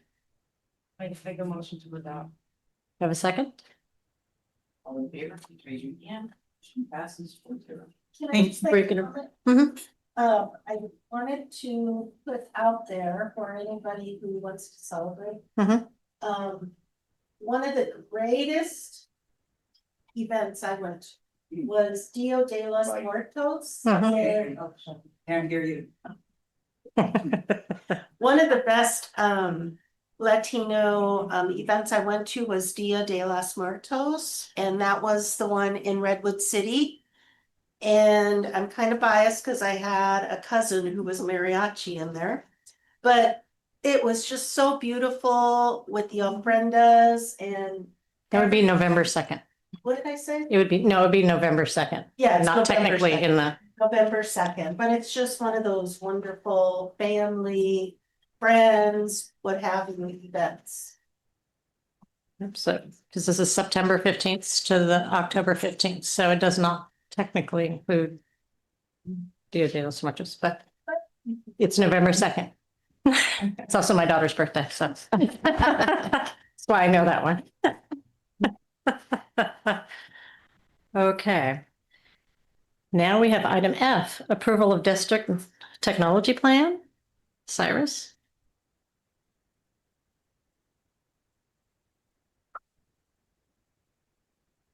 Hello again. I don't want to take too much of you guys' time. Around just 1 hour should be fine because this is the main, document that I'm gonna go over it. So, technology plan is the 3 years plan for the IT department to show, what direction the IT department need to go and how we can support, the student and the teacher in the classroom. Sorry, I'm not seeing it. So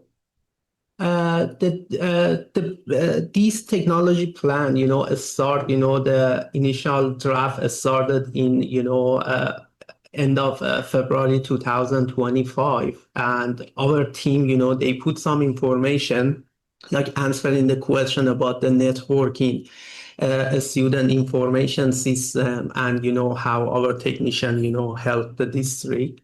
So it got rewritten based off, those questions, those answers. So after that, it was shared with, library technician media and get feedback from them, rewriting it. There was a tech community, for the first time, in the Pacifica School District to get feedback from the teacher, what they need in the classroom, not just, seeing everything from the IT vision. In, I believe it was in April 14. So around 20 people, staff member, they attend, they give us feedback what they need in the classroom. So this tech plan was again rewritten based off their input. And this doesn't mean this tech plan, it's going to be like this for the next 3 years. No, every year based off the technology, based off the need of the site, need to be reviewed, need to be, adjusted. So this technology plan is based off, how we can, support the teacher in the classroom and the curriculum, that is, the ESS department decided that, need to be teach in the room. So it's kind of, like a bringing the technology, in the way that, it can be used in the classroom, for example, if I want, sorry, I lost what I was saying. There is so much information in my mind right now. So if I want to, mention that, for example, in 2011 and 2016, the library tech media was approved by the board. And there was, their main focus at that time was, just introducing the 21st century, skills to the school. But there was a gap that, there wasn't any focus on what's, the classroom needed, what's the student, needed in the classroom. And there was some, they made some improvement, but there was, after the 2016, there is no documentation from IT department that, they have like a vision where they are going. So that put us, in the area that that, we are facing so many challenges. For example, as of today, we have close to 4,000, device Chromebook that it bought between 2019 to 2020, and approximately costs around 350 to 400, which is over, $1.4 million. And the lifespan for the Chromebook is between 5 to 6 years. If we get lucky, maybe, Google say this model can be, like updated for like 1 more years.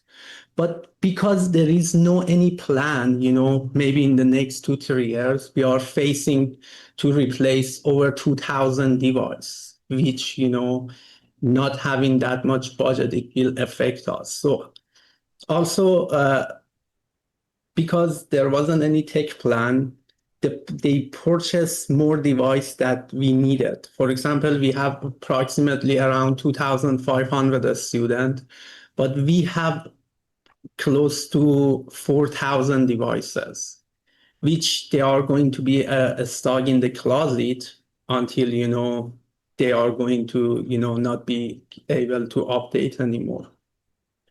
So this tech plan, is targeting those areas. For example, when it comes to the classroom, most of our projectors, they are outdated. There is no sound system in the classroom the teacher that they can use. And also, there is like no plan to, for the nowadays most of IT department focusing on like a safety of the student. For example, in most of the district you can see like a panic button on the wall that the teacher they can use, but unfortunately we don't have that infrastructure in the IT. So this tech plan issue those areas that we need to be focused on. It's talking about the budgeting problem that we are having, because most of our budget comes from the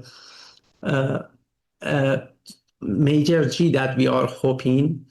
But the plan is because it's focusing on the upgrading the classroom, not anymore, just buying the device, not, buying the Apple device, which they are super expensive for us. So it's kind of, talking about that we need to have that in plan in the next 3 years and, to supporting the student. There is no, for example, our projector is limited to the just, to the teacher to present their screen, not to the student. Except, but we noticed this, so we just was able to do IVL for this year, so the student can do, sharing a screen. But that's, need plan and budgeting, getting feedback from the teachers.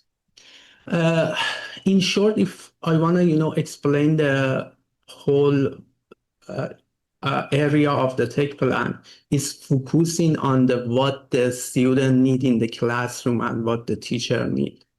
Our, based on our research around 2020, over $4 million was invested on the, networking, without focusing on the classroom because of the COVID, and kind of, put us, over like 5-6 years behind updating the, classroom technology.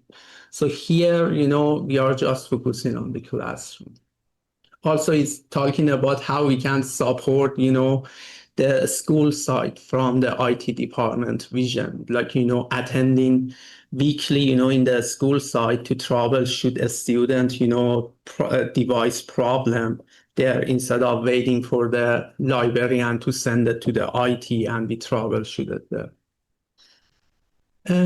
So there is a breakdown of the, the plan that, we are going to work on it for facing the 2025 to 2026, which mostly, is gathering information as much as we can without starting any big purchase, or making any changes to get more feedback from, the school side, from the vendor, from their pricing, of what technology is in the market and what can be used, by us.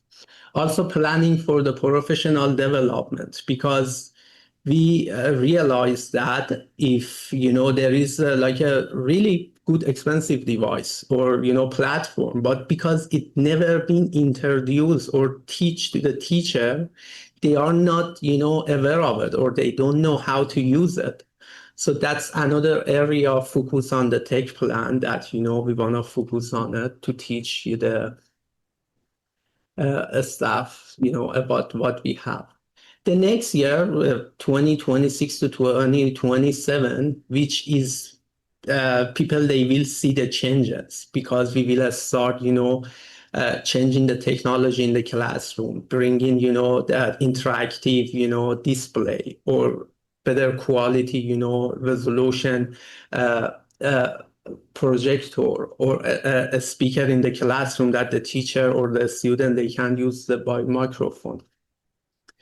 And also, again, at that time, again, focusing next to all of those is focusing on the professional development, because it has to, all the time be like a reminding the people how to use it, especially the staff, they are coming and leaving. And the last year, which, the 27, 28, we are hoping that we can finish the upgrade of all of the classroom. We will start in, evaluation of what have been done, what, we could do better, or what area still need to be improved, as well as, planning for the future, because we don't want, that type of gap again happen. We have a 3 years plan for several years, not having again, a start from the beginning.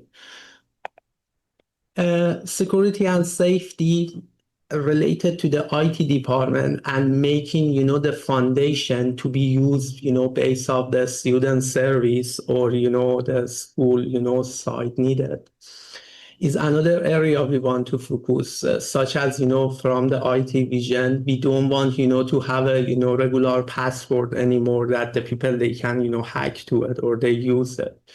We want, like putting the filtering, compliant with the CIPA. And there is a roadmap, 3 years roadmap for that area as well. And communication engagement, which is one of the main area we have to work on when it comes to the IT. You guys all know more than me, our website is not that great, so we have to work on it.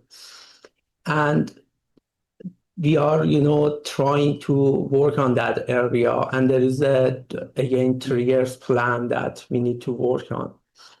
And we will make sure, the new designing, the new, planning will comply with the people, they have like a disability when, for the coloring those area. And personal development, is one of our focus, because most of the people, they are just seeing that as the for the teacher, but we want to start having the professional development for our team too, so they learn the new technology, they learn what we can do with the technology we already have. And yeah, that's another area we want to work on. And again, like, we have an evaluation for each year, what have been done. At the end of, the school year, we are going to work on, the 3 years plan, evaluation, getting report from, the teachers, getting report from the staff and the family, because working on the communication, we want, family be kind of engaged with our plan in the school. Also, again, I feel I jump couple of slides. Because another area that we want to work on, is introducing, if that's possible, that's our goal, in the tech plan, that we want, provide low cost, internet to the family if they need it, because we notice that we have a lot of, family that they need, so in the school, we notice our students, they have access to the internet. But when they get home, there is no equality, some of them has, that problem. So we want, to work on to have more like a hotspot. We want, to talk to our vendor if they can discount, give discount to the people, they are attending our school, if needed. And in short, if I want to, wrap it up, this tech plan, the main focus is just the student and the classroom. And maintaining what we have, because we want these to go together. We don't want to focus on one area, leave one area behind. And we believe this tech plan added to the policy will put us in the place that we can start, making the change that, that can help the, our students. Any question? I would just say, what bucket of money are we going to go into for technology? Because we have to. It's a priority. Yes. Because I just remember what happened when we did get behind in technology. Remember, we had to have the whole rewiring of the whole district. Yeah. And then I know that some PTOs bought technology for their classroom or the teachers, but it wasn't specified to whatever goes on with all the stuff that we pay you to do. Exactly, so the main of this tech plan is transparency, to show the people what we are doing, what it's cost us, what is going to be improved. Honestly, if this tech plan, for example, get approved tonight, tomorrow will be published on our technology website. So we don't want, that type of things happen, because we are aware of those situations in the past. So we try, to tell in the site, please, any technology need, please ask us first before, you talking to anyone to purchase anything, because we have to make sure those devices, we are able to manage them. If the device is inside the school, it's part of our responsibility, to take care of it. The budgeting is one of our biggest problem right now. I believe they allocate $2 million from Major G for the technology. Based on our research, each classroom will cost $17,500 for the improvement. And that's not including the rewiring for the sound, HDMI, USB-C. So approximately we have 120 classrooms. So that's, will pass the $2 million. Also, our annual budgeting get cut, which, we are hoping in the future, that will add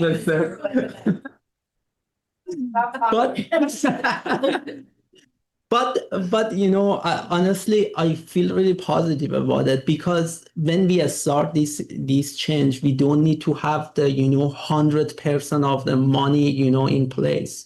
Like I mentioned, this is a 3 years plan, so we have to start from one point to start improving the classroom, because those affecting us is hard for us to troubleshoot it every time we go to the classroom. Honestly, each classroom has a different setup. It takes us like 10-15 minutes to figure out what's going on.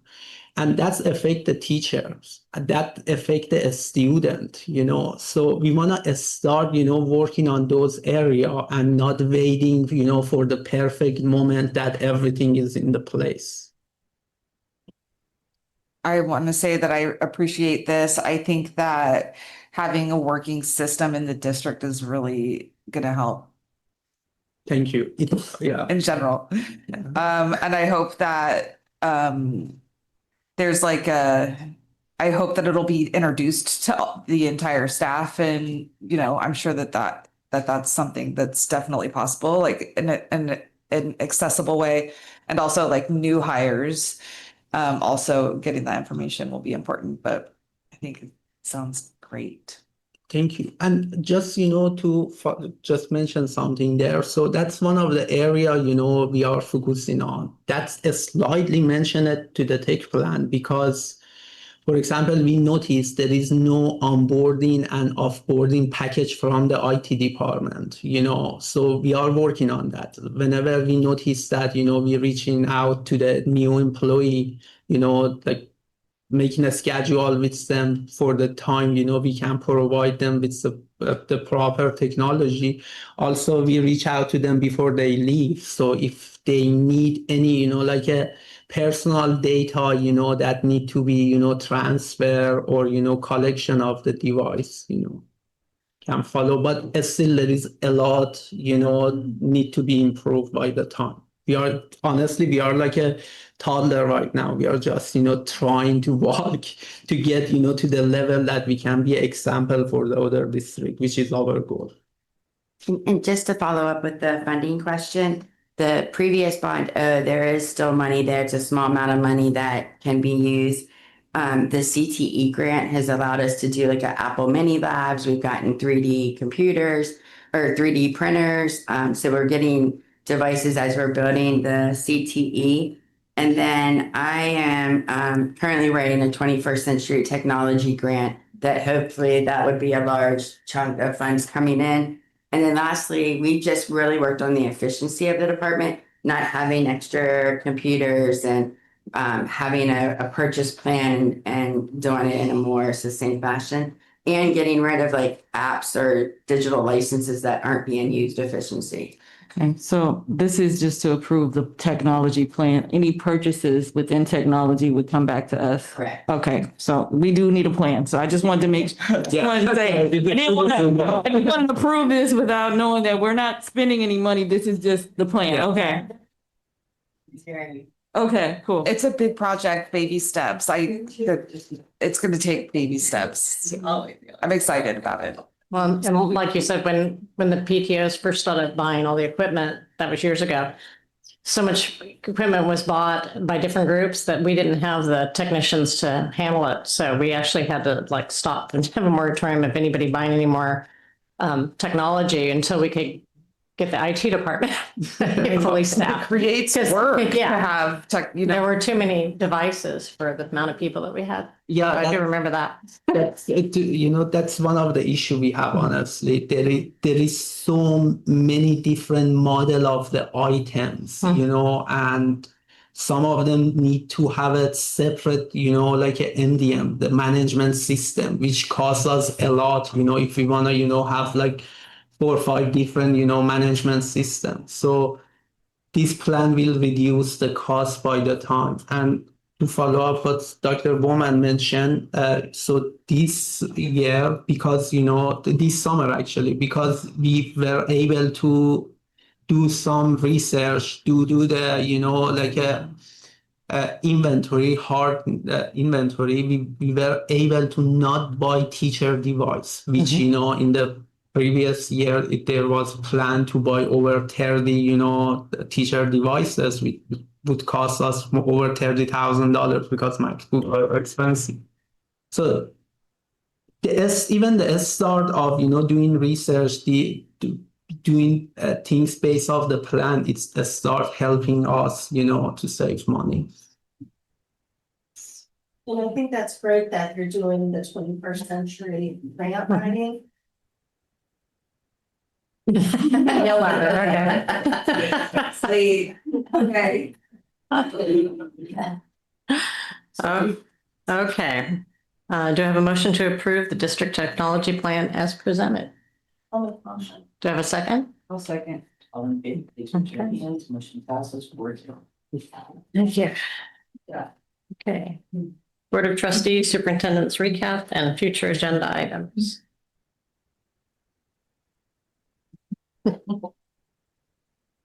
Nope. We see no future. Okay. Sorry, I couldn't resist. Okay, you can recap. I just want to thank everybody who came in for the bidding.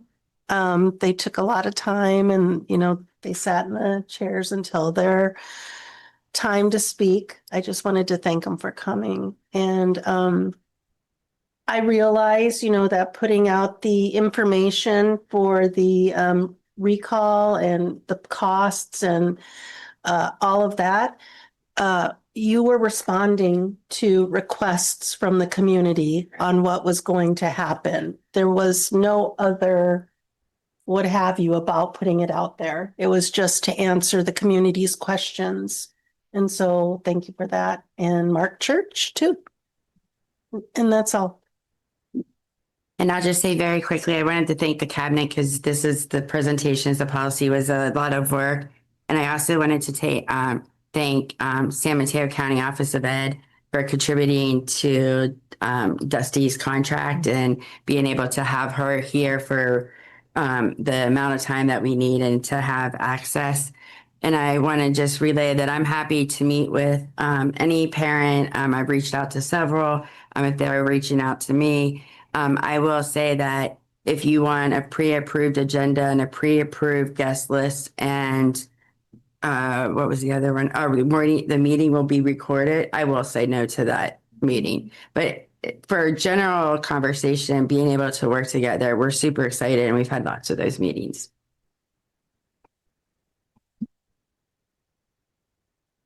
So meeting is adjourned at 9:37. According to that clock.